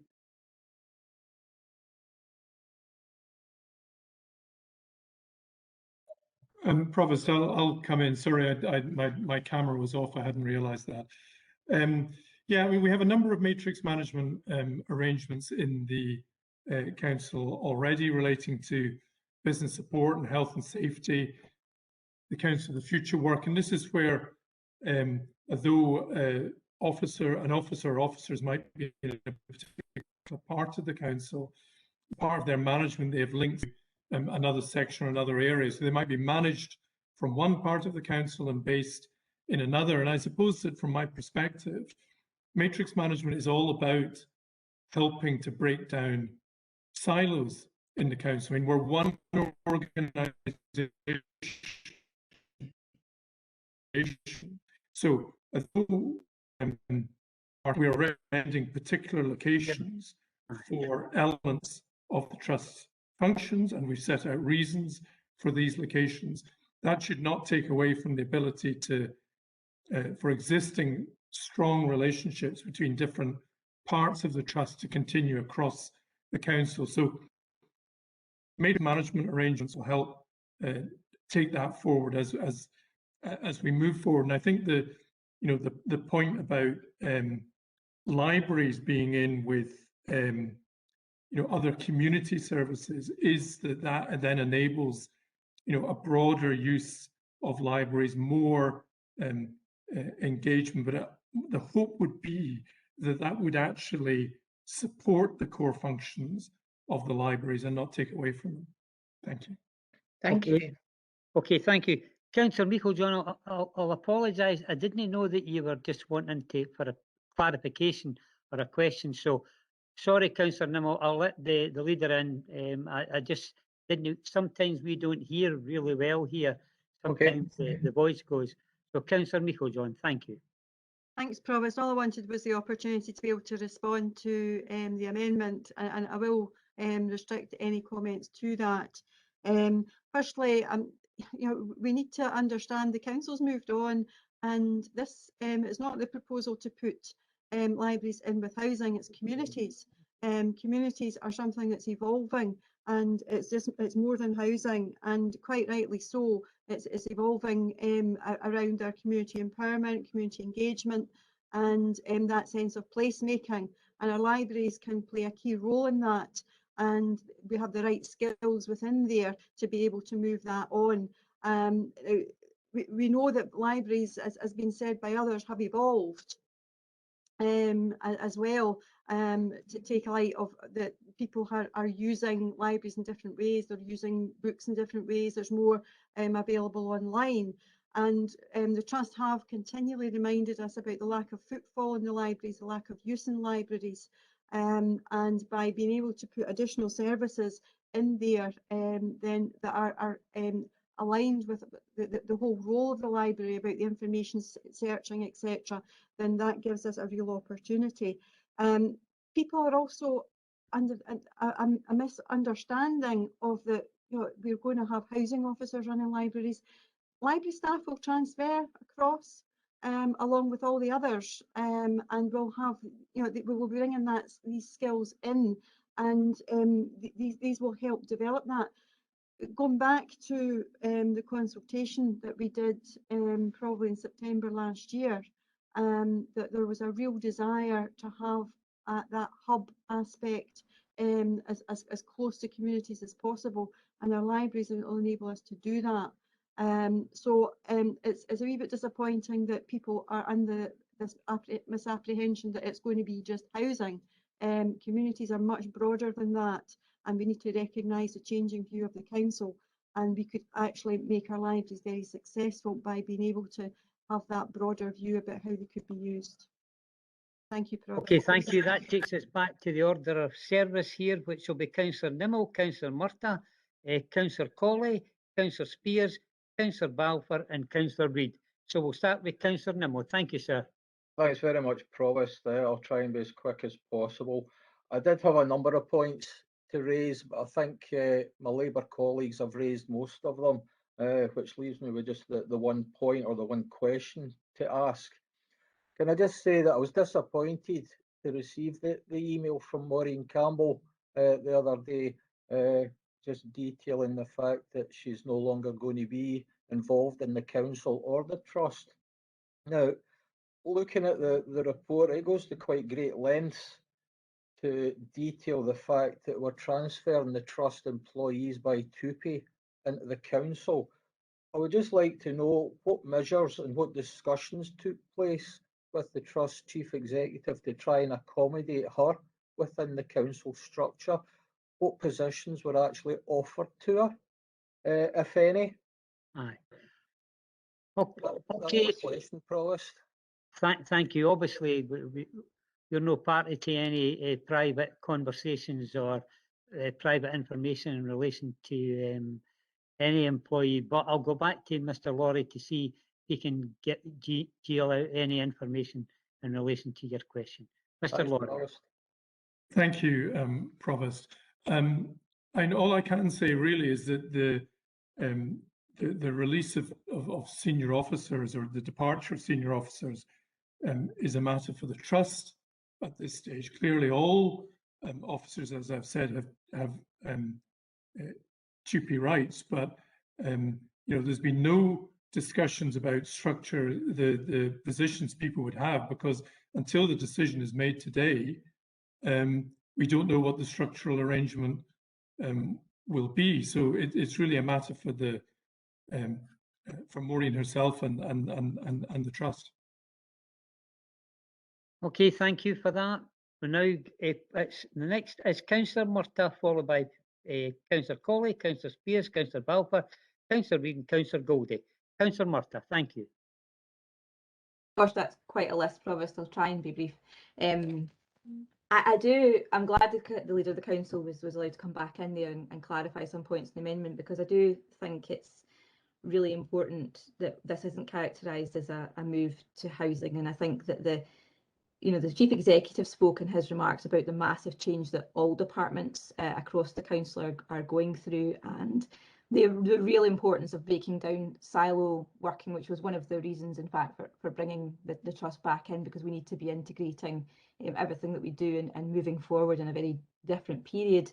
And I do think that we can see probably the biggest demonstration of that is in how communities has developed, particularly over the past year through the pandemic. We all know that the work that they have led on within our communities through the COVID period, but not only that, I think the real strength is actually in the demonstration of how they worked with education, with our colleagues in development services, with across the whole board, and showing that community and community working with third sector and all the partners that they engage with was actually really kind of at the vanguard, at the absolute forefront of what we're trying to do and lead change. So I think it's exactly the place where our libraries should be situated in, and I think that as the Leader of the Council and others have said, that it will demonstrate many opportunities to go forward on that basis. But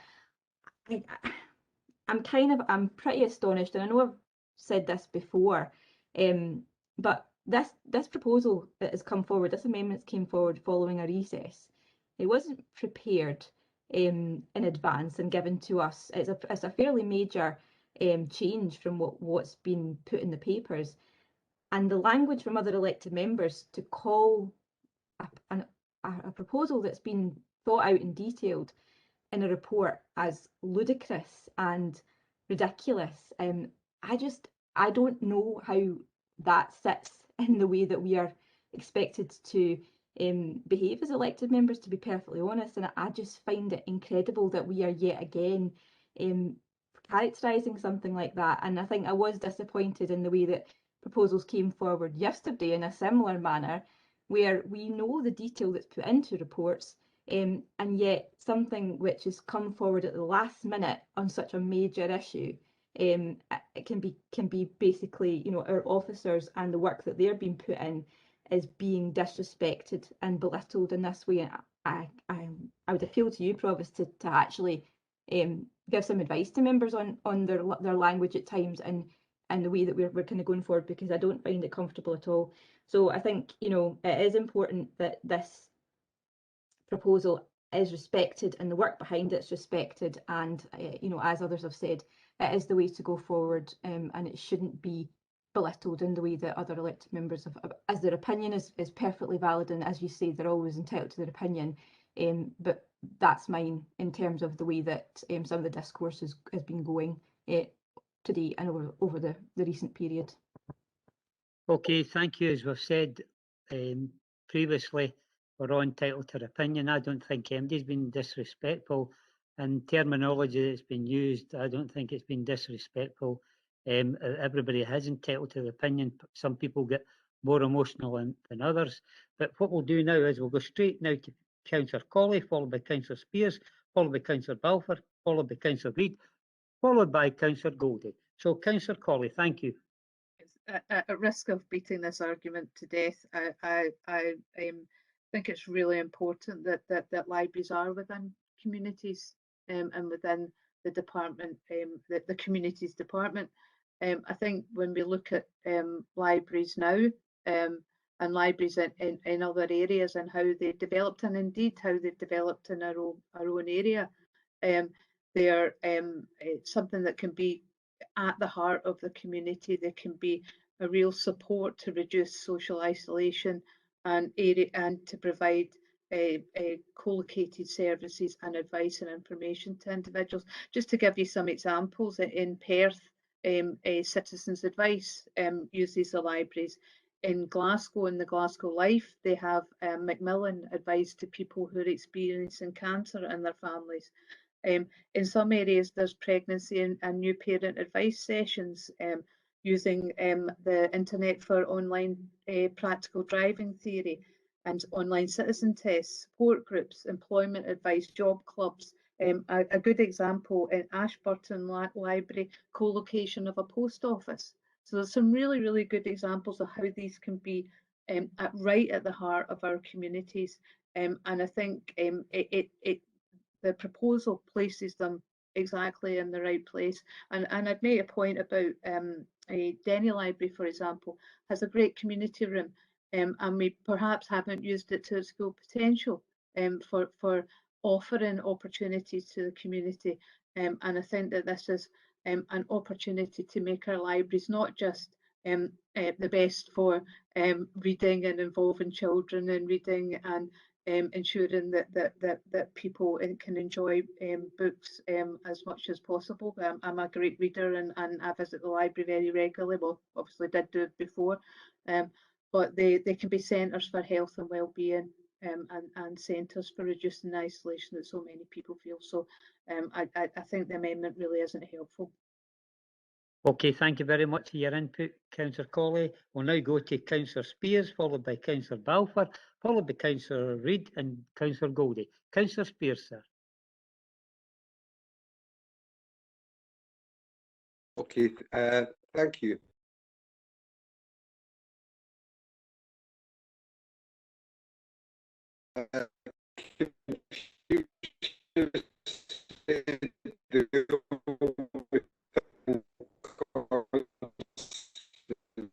You're very incoherent, Councillor Spears.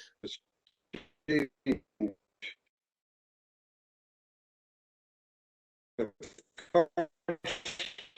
would like to say to my own person thanks to Maureen Campbell for helping us to meet Elizabeth Reagan. Sorry, it's reception again. Can you hear me? No? Hello? We can hear you now, sir. Thank you.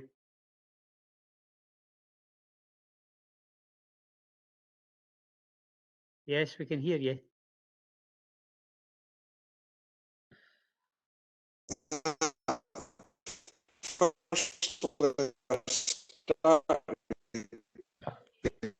Saying the only thing constant in life is change. I'd like to, at this present time, thank Maureen Campbell. We worked very well together when I was previously at the and there was great success.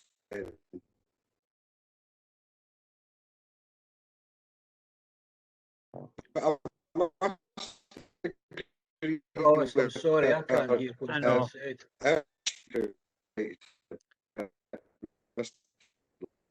Sorry, Councillor Spears, Councillor Spears, to interrupt you, but you're very incoherent and members can't really make out what you're saying. Will I keep going? I'll ask our officers here if there's any way that they can support you. Sorry, it's the only From your reception I screen can get. Well, we can hear you better just now in saying that, so if you want to start again, it would be perfect. Okay. Okay, Councillor Spears. The only thing constant in life is change. But firstly, I'd like to start by giving my wishing all the best in the future to Maureen Campbell. We worked very well together when I was convener of Leisure and Rec, and she worked for Falkirk Council. Brought loads of success to the area, the Helix, the Kelpies, the Falkirk Wheel, the Millennium Link, and it has augured well for the town over the last 10 years.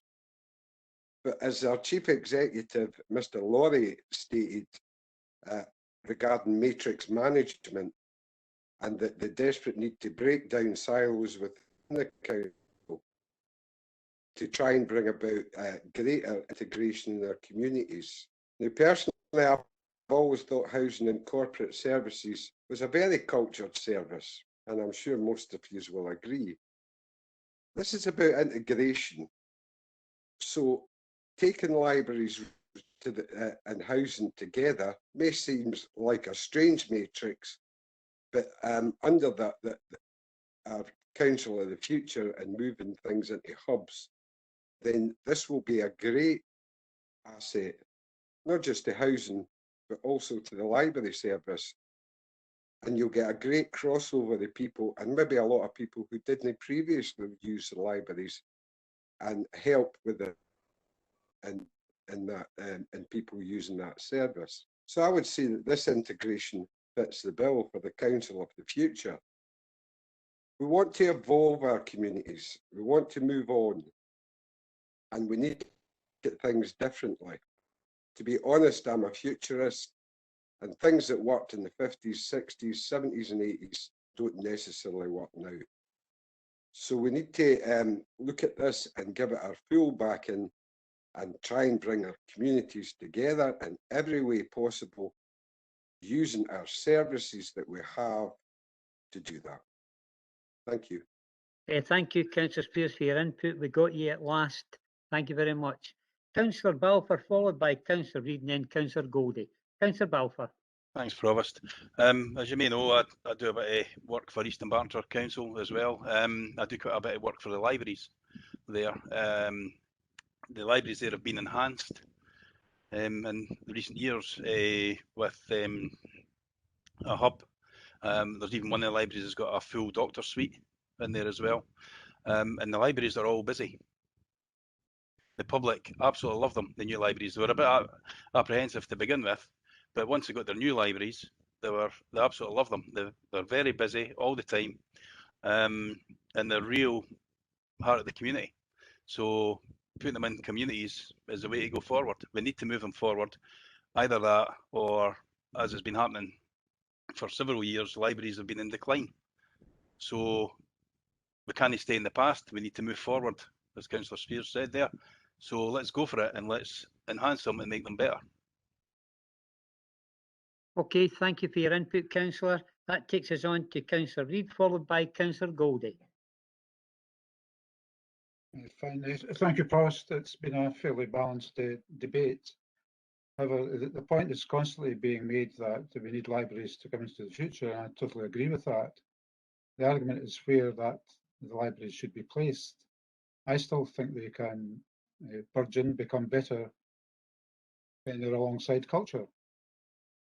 They've always been in the pantheon of the arts. Literature has always featured since Greek civilization, Roman civilization, right through to ours. In fact, Scotland uses its libraries very well in the past and will continue to do so into the future. But I think the argument that they should be in communities is a nebulous one. I think they could do equally well in places, if not better, and I think sit better with their fellow cultures. Thank you, Provost. Thank you, Councillor Reid. Councillor Goldie.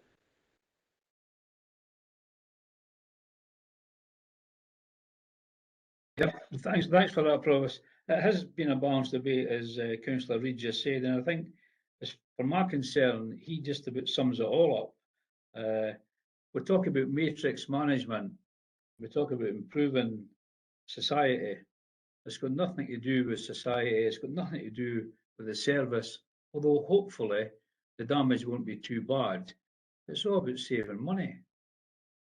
And I mean, I must say, we've sat here and heard various speakers praise Maureen Campbell, and rightly so, she deserves praise. And at the same time, we didn't even listen to what she says when she submits a letter. We didn't even listen to it because we've made our mind up that we're going to have matrix management. And what is matrix management? It's a gimmick that cuts away heads of service, and somebody 25 miles away could run the department and sit in the house. That's what matrix management is. It's reducing the service as far as I can see. And I must say as well, our heads of service and our directors must be saying to themselves, what the hell is happening here? What am I going to be landed with next? Because as we reduce directors, we give them more jobs. And I would need to be honest and say to you, I've had been a lot of debates here in my time. This is one that doesn't get me angry. I'm just saddened by it. I'm saddened that we've come to this level that we're going to do this. And I was thinking something there about what Rabbi Burns says, because it connects to library as well. Here's a health to them that would read, and here's a health to them that would write. There's none that need fear the truth, except them that the truth would indict. And I'd like to finish on that, Provost. Thanks. Thank you, Councillor Goldie. I believe that Councillor Murtagh, who's spoken, had her hand up. Is it clarification or a question?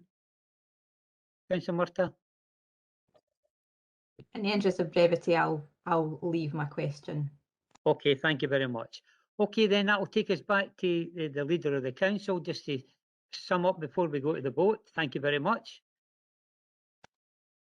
Thanks, Provost. I'm going to be just very brief, because I don't really think that there's much that really needs to be left to be said, other than just in a response to something that was just recently said. The heads of service and the directors have been part of the discussions about where the trust services would sit. So I think there has been a lot of discussion around that, and to how they would then align with a particular transformational agenda. I think that we have a good plan here, and the practicalities will only be what will take time to work through, but it's not to say that once the trust comes back in after a period of time settling down, that we may find that things do have to move, that things may well have to change, that structure may have to be tweaked. But I think until we get to that point, we won't know. But based on the information we've got just now and the work that's been done by the project plan team in conjunction with the trust, and I get that we don't agree with the trust on that, but we have to do what we think is best overall for the integration of the trust into the council, and indeed to how that might work.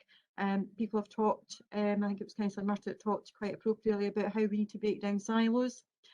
We've done that very effectively during the pandemic.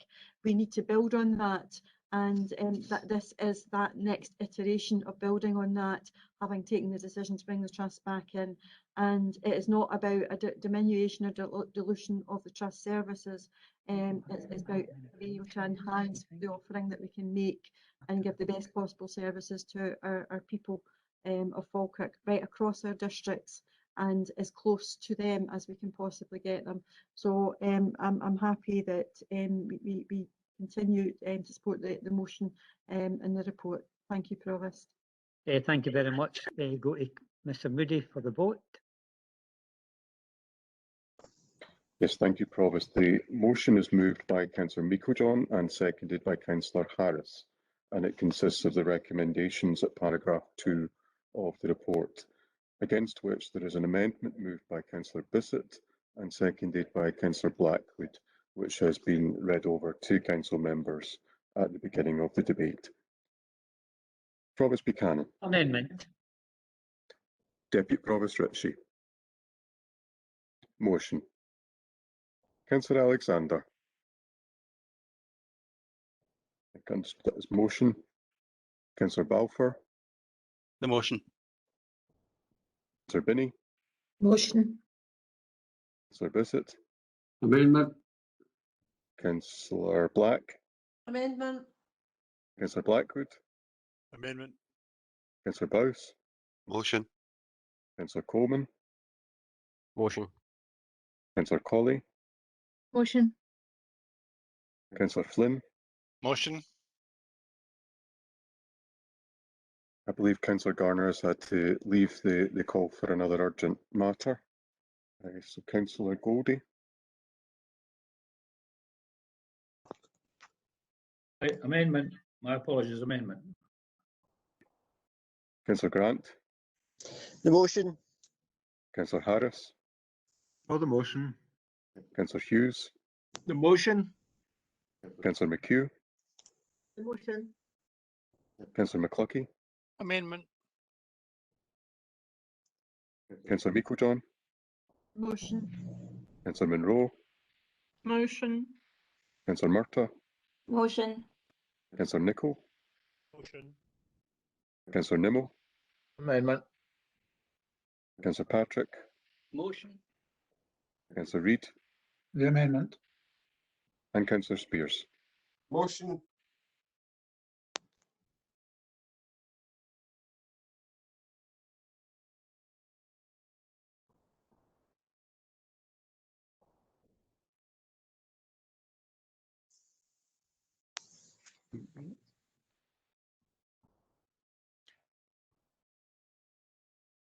Provost, there were 18 votes for the motion. There were 8 votes for the amendment. The motion is carried.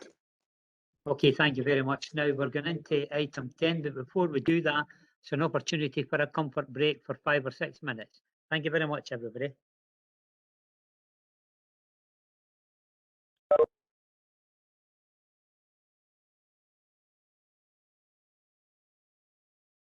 Okay, welcome back, everybody. I think we're ready to resume. We'll just do a sort of double check to try and ascertain whether everybody's back. Everybody seems to be coming up. As you can imagine, where you're sitting at home, we're sitting in the council building here with a giant screen that fluctuates. First of all, we get everybody and then we get nobody, so it's sometimes difficult, and that's how we've got to keep making apologies if we miss anybody from speaking, but it's not intentional. Okay, then that takes us to item 10 on your agenda today, delegation of powers to determine urgent issues during the summer recess. It's pages 115 to 119 on your agenda papers, and Mr. Moody will summarise the report and the recommendations. Thank you, Mr. Moody. Thank you very much, Provost. And as members will know, this is the final meeting of the council term. And as is customary at our final meeting, a short report is brought which sets out the proposed delegation of powers to officers over the recess period. And those are set out in section 3.1 onwards to 3.4 within your report. And they're the same terms of delegation as are presented each year. The other 2 items which are referred to in the report are brought to you essentially for your information. And the first is in relation to a standing orders review, which I am proposing takes place in the following months, and that would be with the aim of reporting to the December Council. And that's reflecting on the fact that we are now in the final year of the 5-year period of this council, and that makes it an apt time, I think, to reflect upon our standing orders and consider whether they're in the best form, ready for the new council when it's elected in May 2022. Other important factors, I think, in making me reach the view that this is the time to do this are that we have a revised Councillors' Code of Conduct to be issued by the government in coming months. I think it's an appropriate time, I think, to see if there's anything we've learned in terms of lessons from the operation of remote meetings which have been taking place over the past year or so. And also there's the long outstanding cost of planning review, which was just looking at the planning process as a whole. And the process of the review, I think it's important that members and views are involved at all stages, and that's why I think we can take some time on this and report to the December rather than the September Council. The other issue which I bring to your attention just in advance of bringing a report to you at the September meeting of Council is the whole question of future meeting arrangements. And we have been meeting, as I've mentioned, wholly remotely since about a year ago. And I think we all know just from our observations of changes over the past months or so that we're moving gradually out of the period of restrictions to having fewer restrictions on day-to-day life.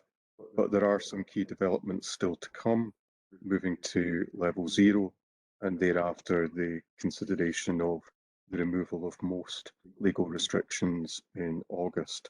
So my assessment was that now was not the perfect time to take the decision on the future form of meetings because we're not entirely clear on what the landscape will look like in August and September after the recess.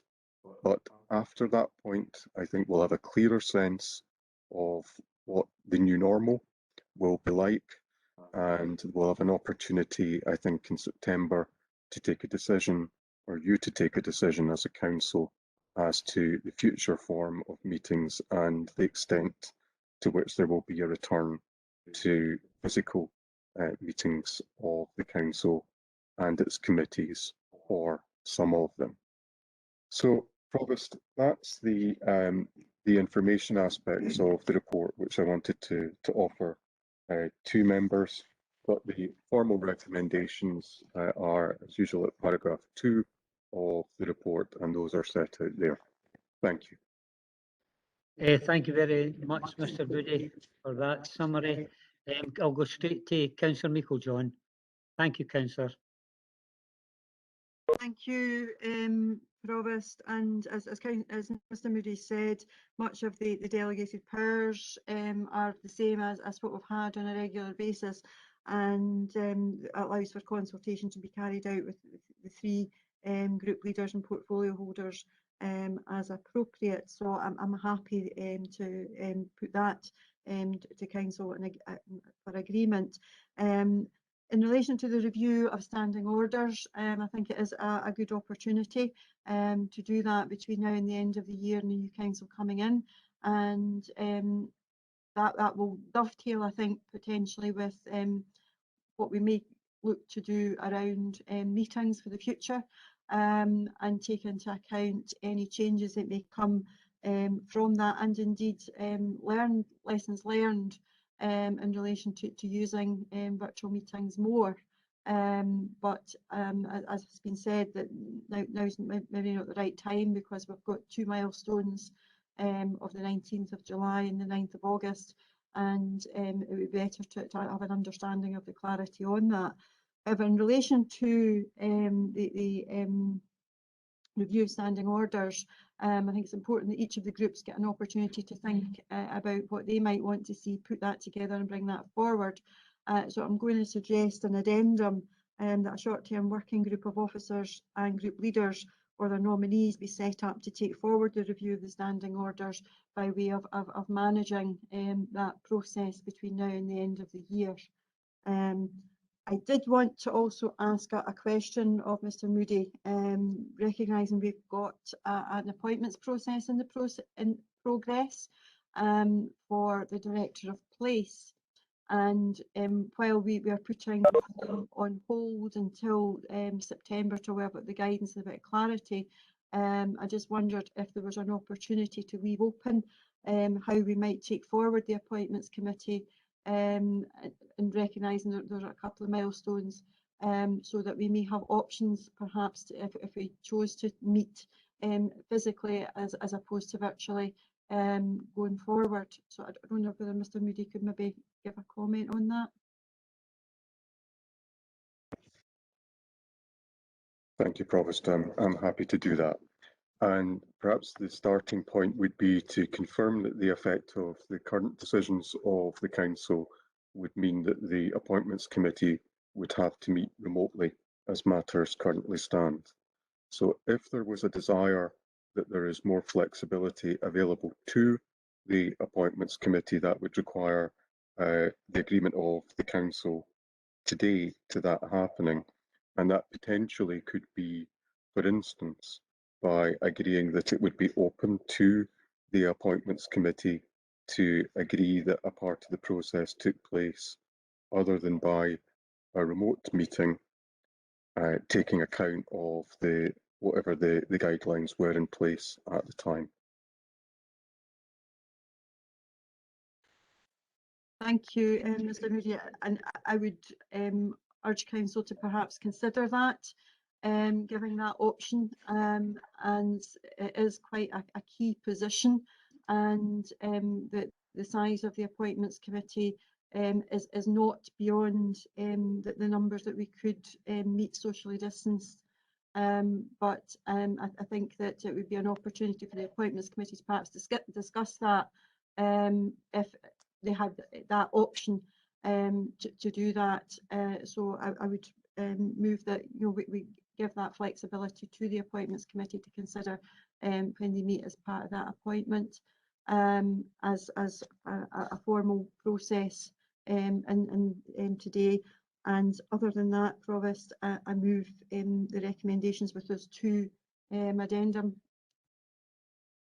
Okay, thank you for that. Have you got a seconder? We've got a seconder. Happy to second, Provost. Thank you very much, sir. I'll go straight to Councillor Bissett in relation to the recommendations put forward and the addendum. Thank you, Convener. First of all, I'd like to apologise for the use of the colloquialism no-brainer. I think I could have phrased it in different terms, Provost, such as it is my considered opinion or something like that. And I do understand that we as councillors should use the correct language. Thank you. Thank you. Don't disagree with the recommendations or the addendum. It's my personal views. We could do face-to-face, but I'm on the appointments committee, so that's just my personal view. So I would accept the addendum, Provost. Okay, thank you, sir. We'll go to Councillor Harris for his group. Thank you, Provost. Yes, happy on behalf of the Conservative group to accept the recommendations and the addendum. And may I say that I look forward to the time when we can have, even if it's blended meetings, face to face, because I'm afraid there's nothing like actually face to face contact to make meetings worthwhile. But yes, happy to support that. Okay, thank you. It looks as though we've got consensus, but I think Councillor Nimmo had his hand up. Yeah, thanks, Provost. I'm also a member of the Appointments Committee, and I have to say I do have concerns. We're still in the midst of a pandemic. It looks as if things are getting better, but we don't know exactly where we're going to be placed in the future. I would be one for having a remote meeting for the Appointments Committee. It works perfectly well when we're recruiting our head teachers and deputy head teachers. So I don't see any need for a face-to-face meeting in this instance. And if we do it remotely, we could possibly do it quicker instead of actually waiting for maybe an opportune moment when the COVID situation is over. Thanks, Provost. Well, thank you for giving us your thoughts. Now we've got a motion moved and seconded, agreed by both other groups. Is there anybody otherwise minded, or can we agree? Agreed? Agreed. Thank you very much. Thanking you. That takes us to item 11, which is execution of deeds, and we'll go straight to Mr. Moody.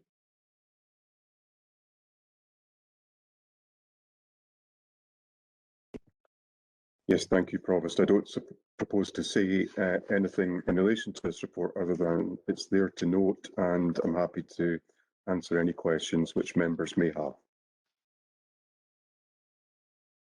Any questions to Mr. Moody? None. Can we agree? Agreed. Agreed. Thank you very much. That takes us to...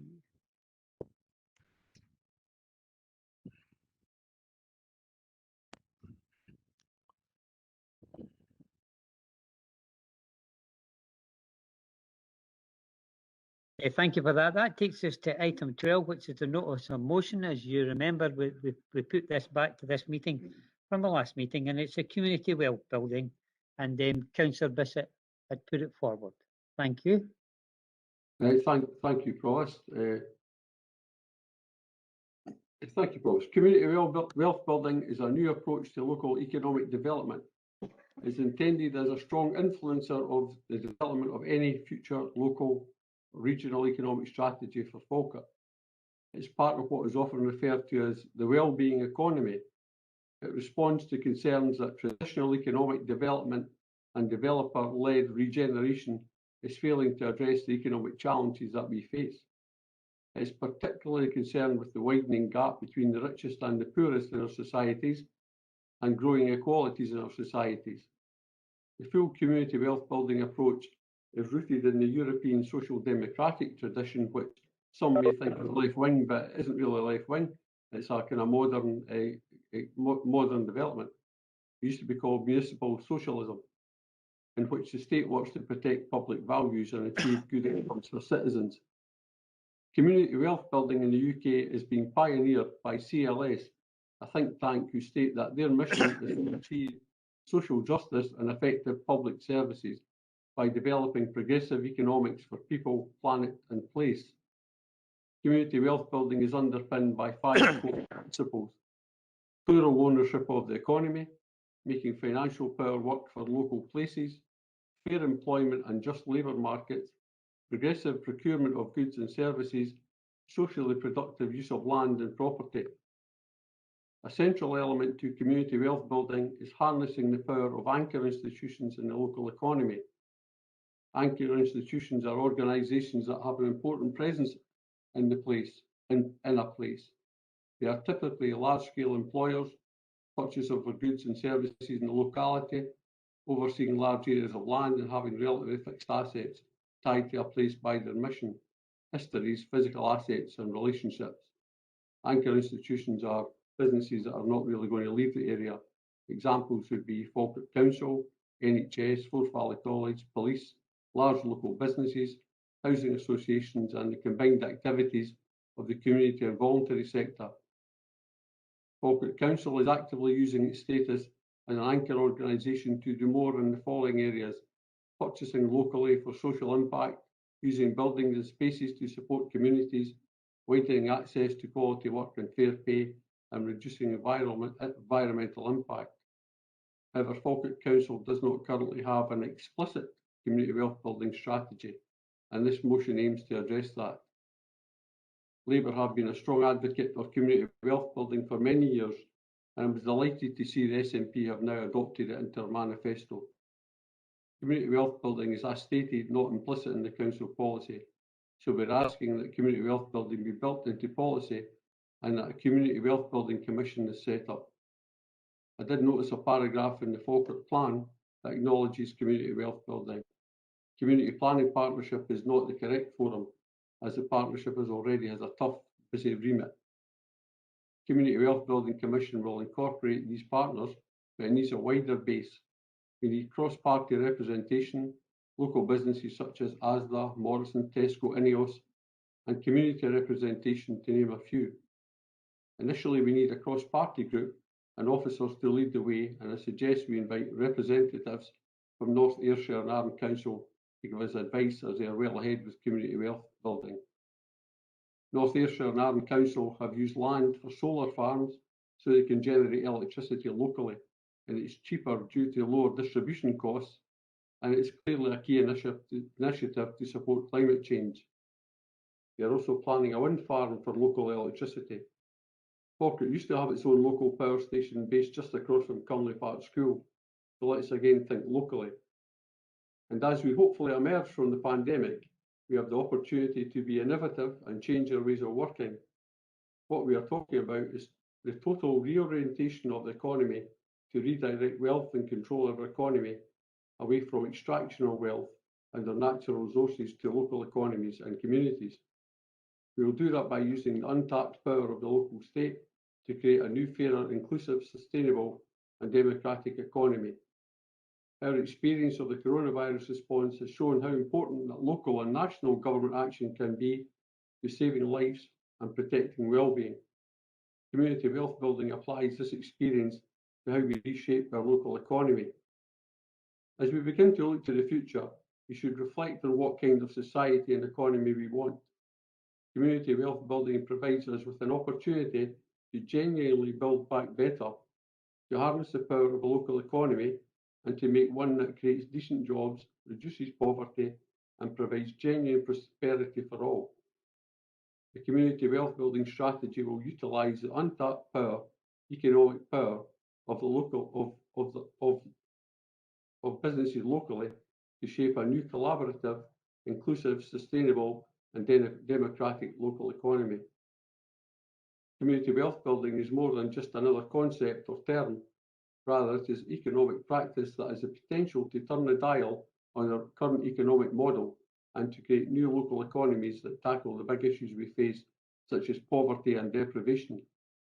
The concentration of wealth and the stagnation of living standards as well is a growing movement across the globe which should give us hope that a different economy is indeed possible, and the seeds of it are being grown by progressive municipal governments around the world.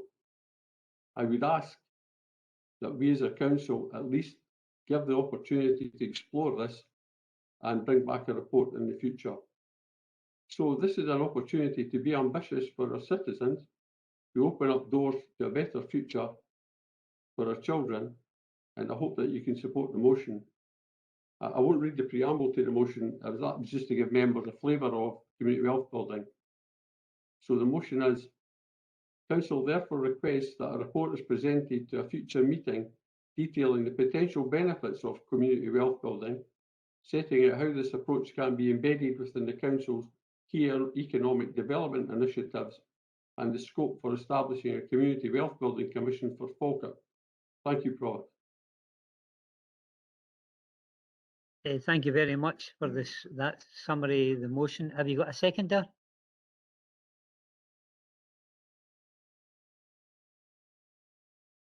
Councillor Goldie is going to second. Councillor Goldie?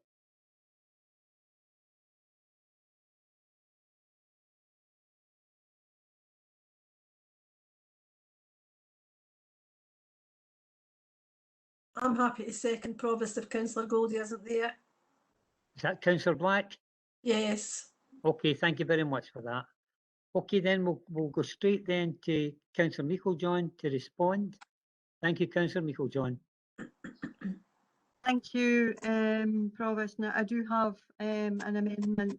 The past 18 months have shown us the very real interconnection between health, social equality and the economy. Whatever lens we evaluate the pandemic through, we can no longer ignore that each has a role to play in benefiting the other, and that they are equally important to grow. Being a wealth building economy is a top priority for the Scottish Government, and sadly not a Labour construct, and should not be viewed as a programme to manage or additional work, but the focus and purpose of our work. Its principles should be used as a redesign and transform our services with public benefit and value in mind. Community wealth building is one of the new economic models within a wellbeing economy that's being piloted currently in 6 local authorities across Scotland. It's a people-centred approach to a local economic development, which redirects wealth back into the economy and places control and benefits in the hands of local people. It delivers actions that give people in Scotland a greater stake in our economy and wealth, making it work for everyone and for the planet. If we look at what's happening in Falkirk, where community wealth building is intertwined intrinsically into our economic recovery plans. We're committed to empowering our communities, and creating the conditions for this includes embedding the principles of community wealth building across policy, strategy, the Council of the Future change programmes as a tool of empowerment, but also economic growth. Our business plans invest significantly in our corporate plan priorities to empower local communities so they can have a greater stake and role in the local outcomes and restart our local economy. For example, community ownership and management of public property, increasing public influence in decisions that affect them, improving the council's skills to engage and collaborate with communities, increasing opportunity for public involvement in decision making around the use of public funds and resources, supporting the development and independent community anchor organisations that are entrepreneurial vehicles for community wealth building. It complements and builds on the community capacity to benefit from equally from community wealth building focused economic development policy, strategy and sales programmes to grow and build that wealth. Digital connectivity and inclusion to ensure all our citizens can be connected. Our 90 million growth deal, community owned energy projects, labour market of the future, place-based investment, pilot area all being proposed. An economic recovery plan that focuses on utilising our procurement capacity to release community benefits, promoting sustainable and active travel, implement town centre action plans, boosting employability skills to access the labour market. While Falkirk Council does not strategically develop the plural economy, but we do have Business Gateway, and that offers businesses advice and services to local entrepreneurs and to council fund third sector specific support through our third sector interface at CVS. Their organisational support service includes the facilitation of the Forth Valley Social Enterprise Network and startup and development guidance for social entrepreneurs. There are several examples of successful health, employability and creative social enterprises in Falkirk's economy. Top to Toe Nails Clipping Service, the Social Grocer, Stonywood Care, again, just to name a few. Social Enterprise Census regularly reports that this is from the business development as a consistently high diversity and fairness factor across its workforce, with 65% of social enterprises being led by women and 75% of social enterprises paying the living wage. With all profits reinvested in its social purpose and reducing dependency on the public sector and grant funding, this business model is a key tool for community wealth building, and I suggest more focus in supporting its local development by reorganising and supporting CVS Falkirk and our Forth Valley network to continue to work and to put that in place. Enabled communities work streams delivering programmes and projects designed to incrementally the skills and resources and the experience of both the council and the communities. It works collaboratively to engage and lead locally the place planning in the future through two council or the future projects. Communities shaping Falkirk's future and closer to communities and community choices, as well as working in partnership with our community planning partners on the development of the Falkirk Plan. Communities shaping Falkirk's future focuses on the internal changes to process, skills and culture that are required in order to be enabling council across all services. This project looks at coordinating and improving a council's community engagement skills, designing process and infrastructure to maximise internal community intelligence and improve the monitoring and scrutiny of our success in empowering Falkirk's communities. Close to communities and community choices, well, we've seen that go live. This project seeks to establish and develop 15 community anchor organisations across Falkirk's communities and support them to take ownership or management of public halls and our local venues. It reduces the council's support to anchor organisations as their capacity is built. This project also incorporates a delivery plan for community choices as an investment resource for communities to decide how to best make use of public funds, local assets and lands. Based on that, there has to be a question of whether or not we need a community wealth building commission across Falkirk. Will it duplicate what's currently happening? Do we need to set another body? Are the outcomes and impacts of what we are doing not more important? The investigatory elements that a commission would carry out are already being done, as officers have already undertaken community engagement and collaboration in this policy area and have implemented its findings in policy and delivery. There's clearly already a cross-council commitment and ambition for community wealth building, but perhaps the motion reflects a lack of awareness of community wealth building activity or through a coordinated lens and focus for assessing how well we're implementing it. Likewise, we do not have a coordinated monitoring evaluation impact of our community wealth building programme, but does that need a commission? Could it be done through a community planning partnership and reporting through the Falkirk Plan? Just as community wealth building is not a single service activity within the council, nor is it solely the responsibility or entirely within the gift of the council to embed locally. We need to focus on wider partnership strategy and planning and be group led by other partners who already are actively engaged or leading in the development of aspects of community wealth building. Therefore, working with partners is going to be critical. Economic health being a resource that can be directly attributed to better health and better outcomes, better wellbeing outcomes, is a key attribute of power and inequality in our society.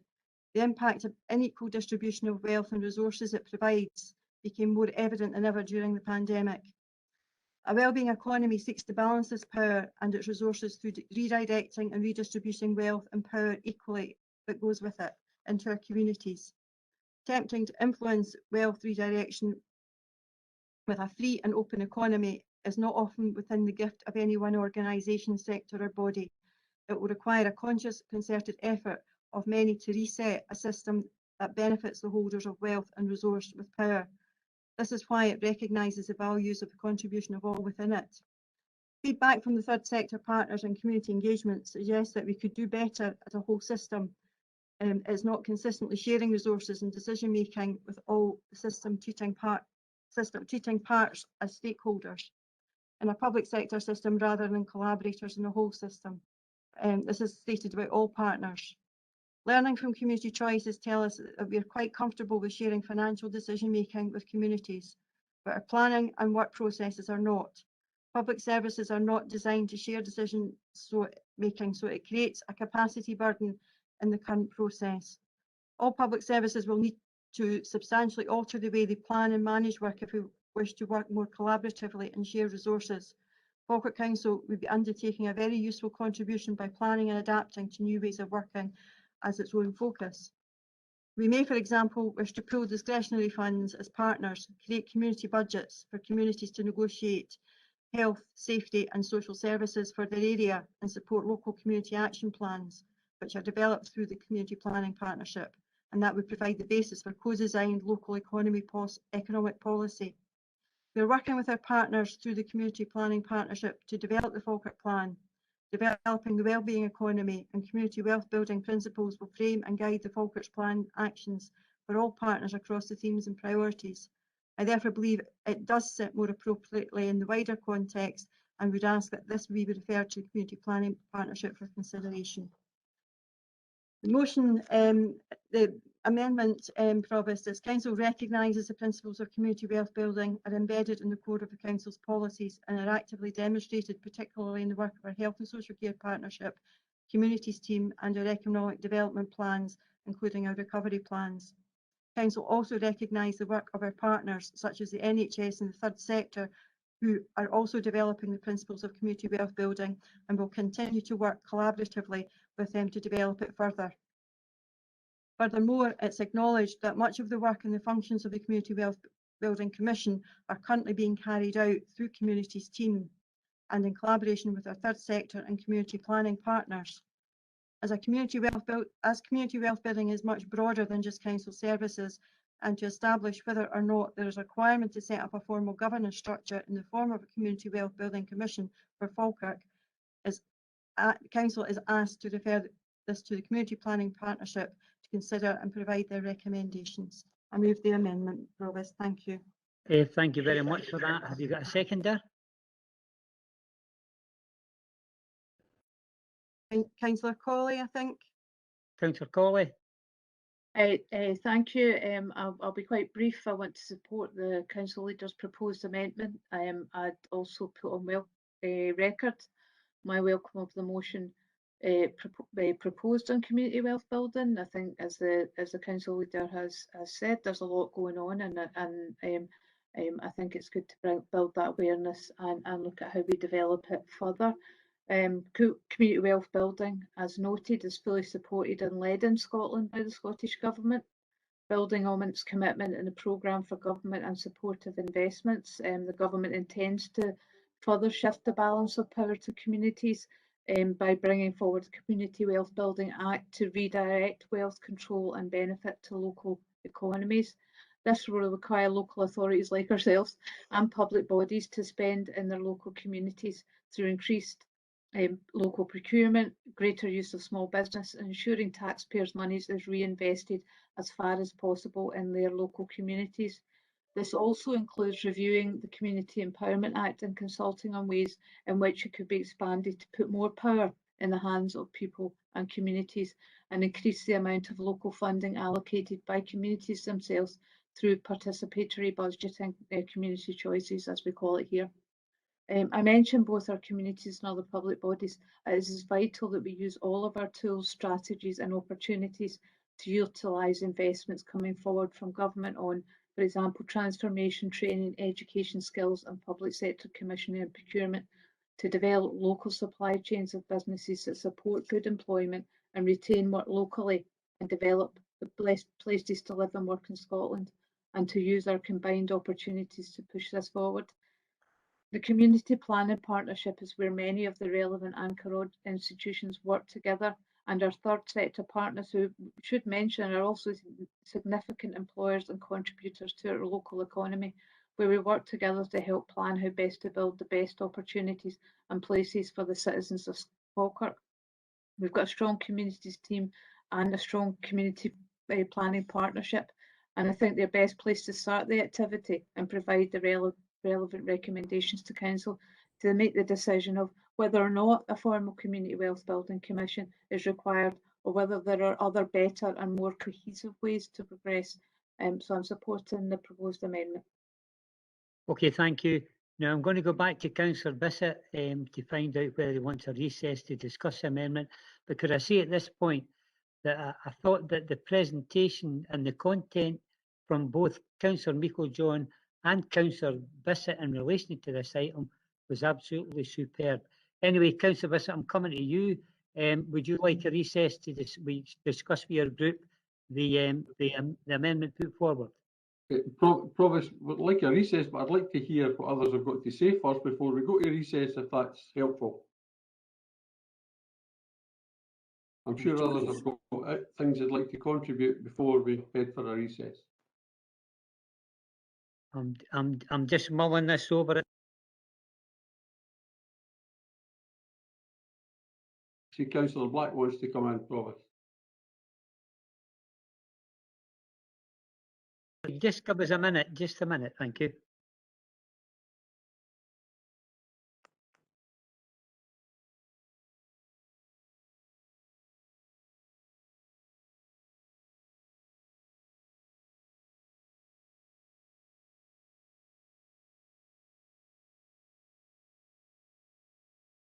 Apologies for the hold up there, but we're just seeking clarification on the format. Councillor Black, you wanted in. Thank you. Because obviously I seconded it, but I hadn't spoken on it.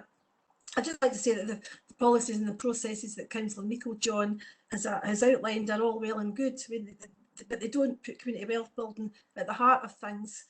And when you look at what Ayrshire and Preston have done, they took this seriously and they put community wealth building at the centre of everything that they do. And we all know we're doing well regarding procurement, etc. We're doing really well in terms of what we are in the Scottish average.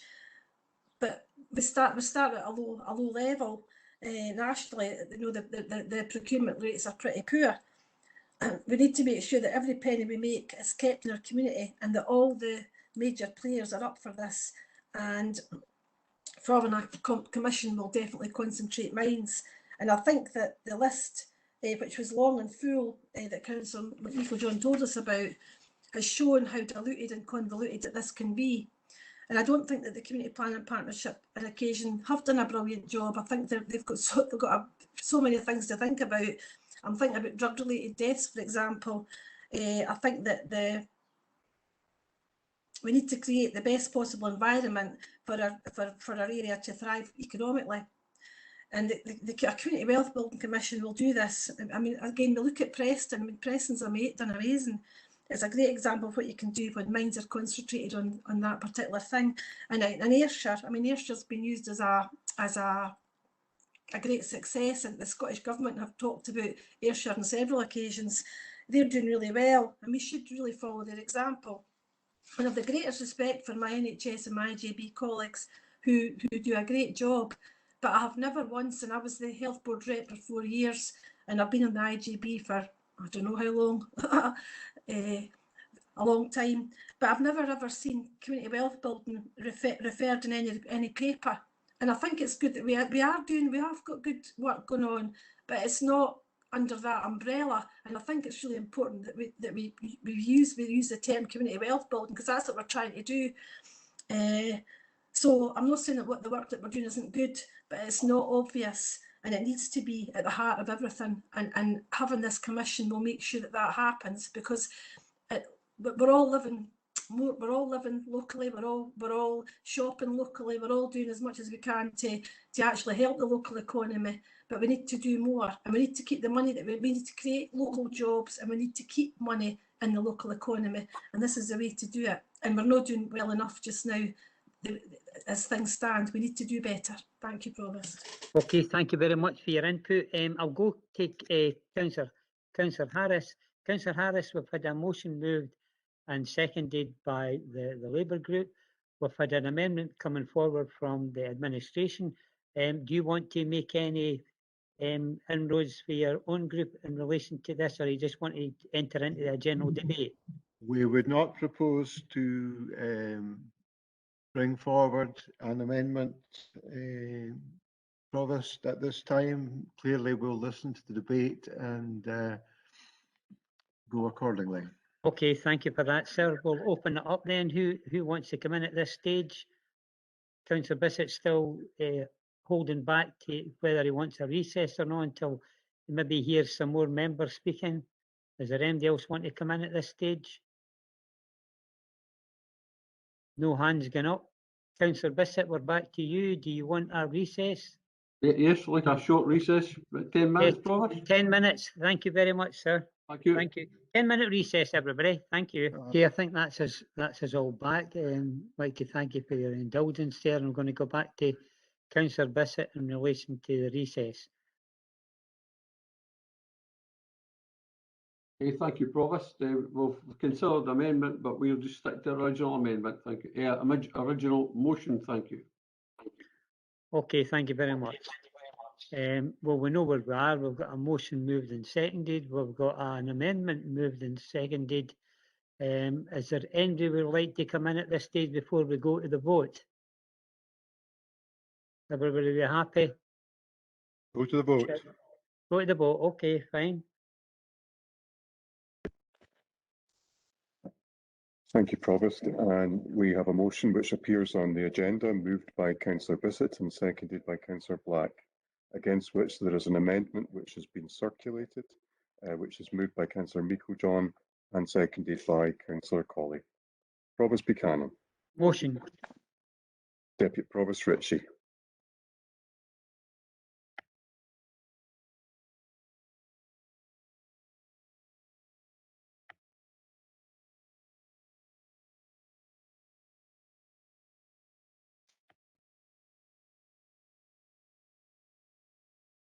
Provost, I'm not sure that I see Deputy Provost Ritchie on the call at the moment.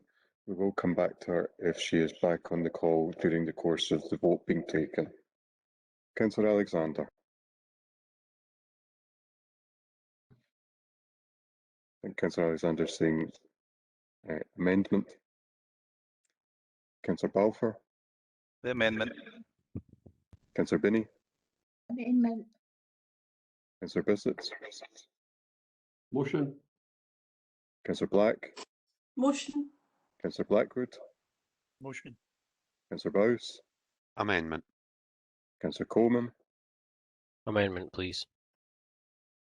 Councillor Colley. Amendment. Councillor Flynn. Amendment. Councillor Goldie. Motion. Councillor Harris. For the amendment. Councillor Hughes. The amendment. Councillor McHugh. The amendment. Councillor McCluckie. Motion. Councillor Meikle-John.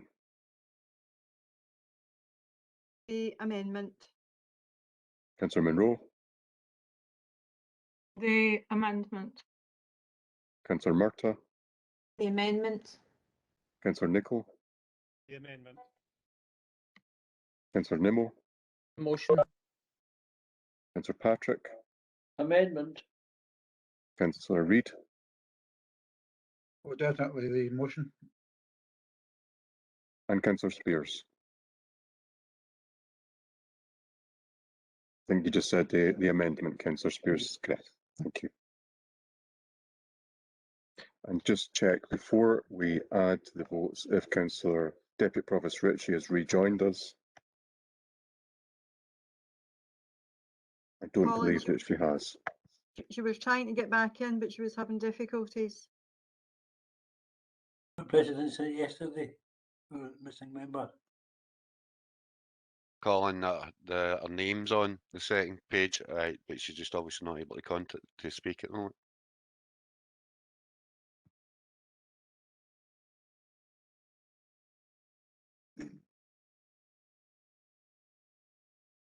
It's not going to change the total anyway, is it? I'll call Deputy Provost Ritchie one more time and then announce the vote. Deputy Provost Ritchie. There's no response, in which case, Provost, there are 8 votes for the motion. There are 16 votes for the amendment, and the amendment is carried.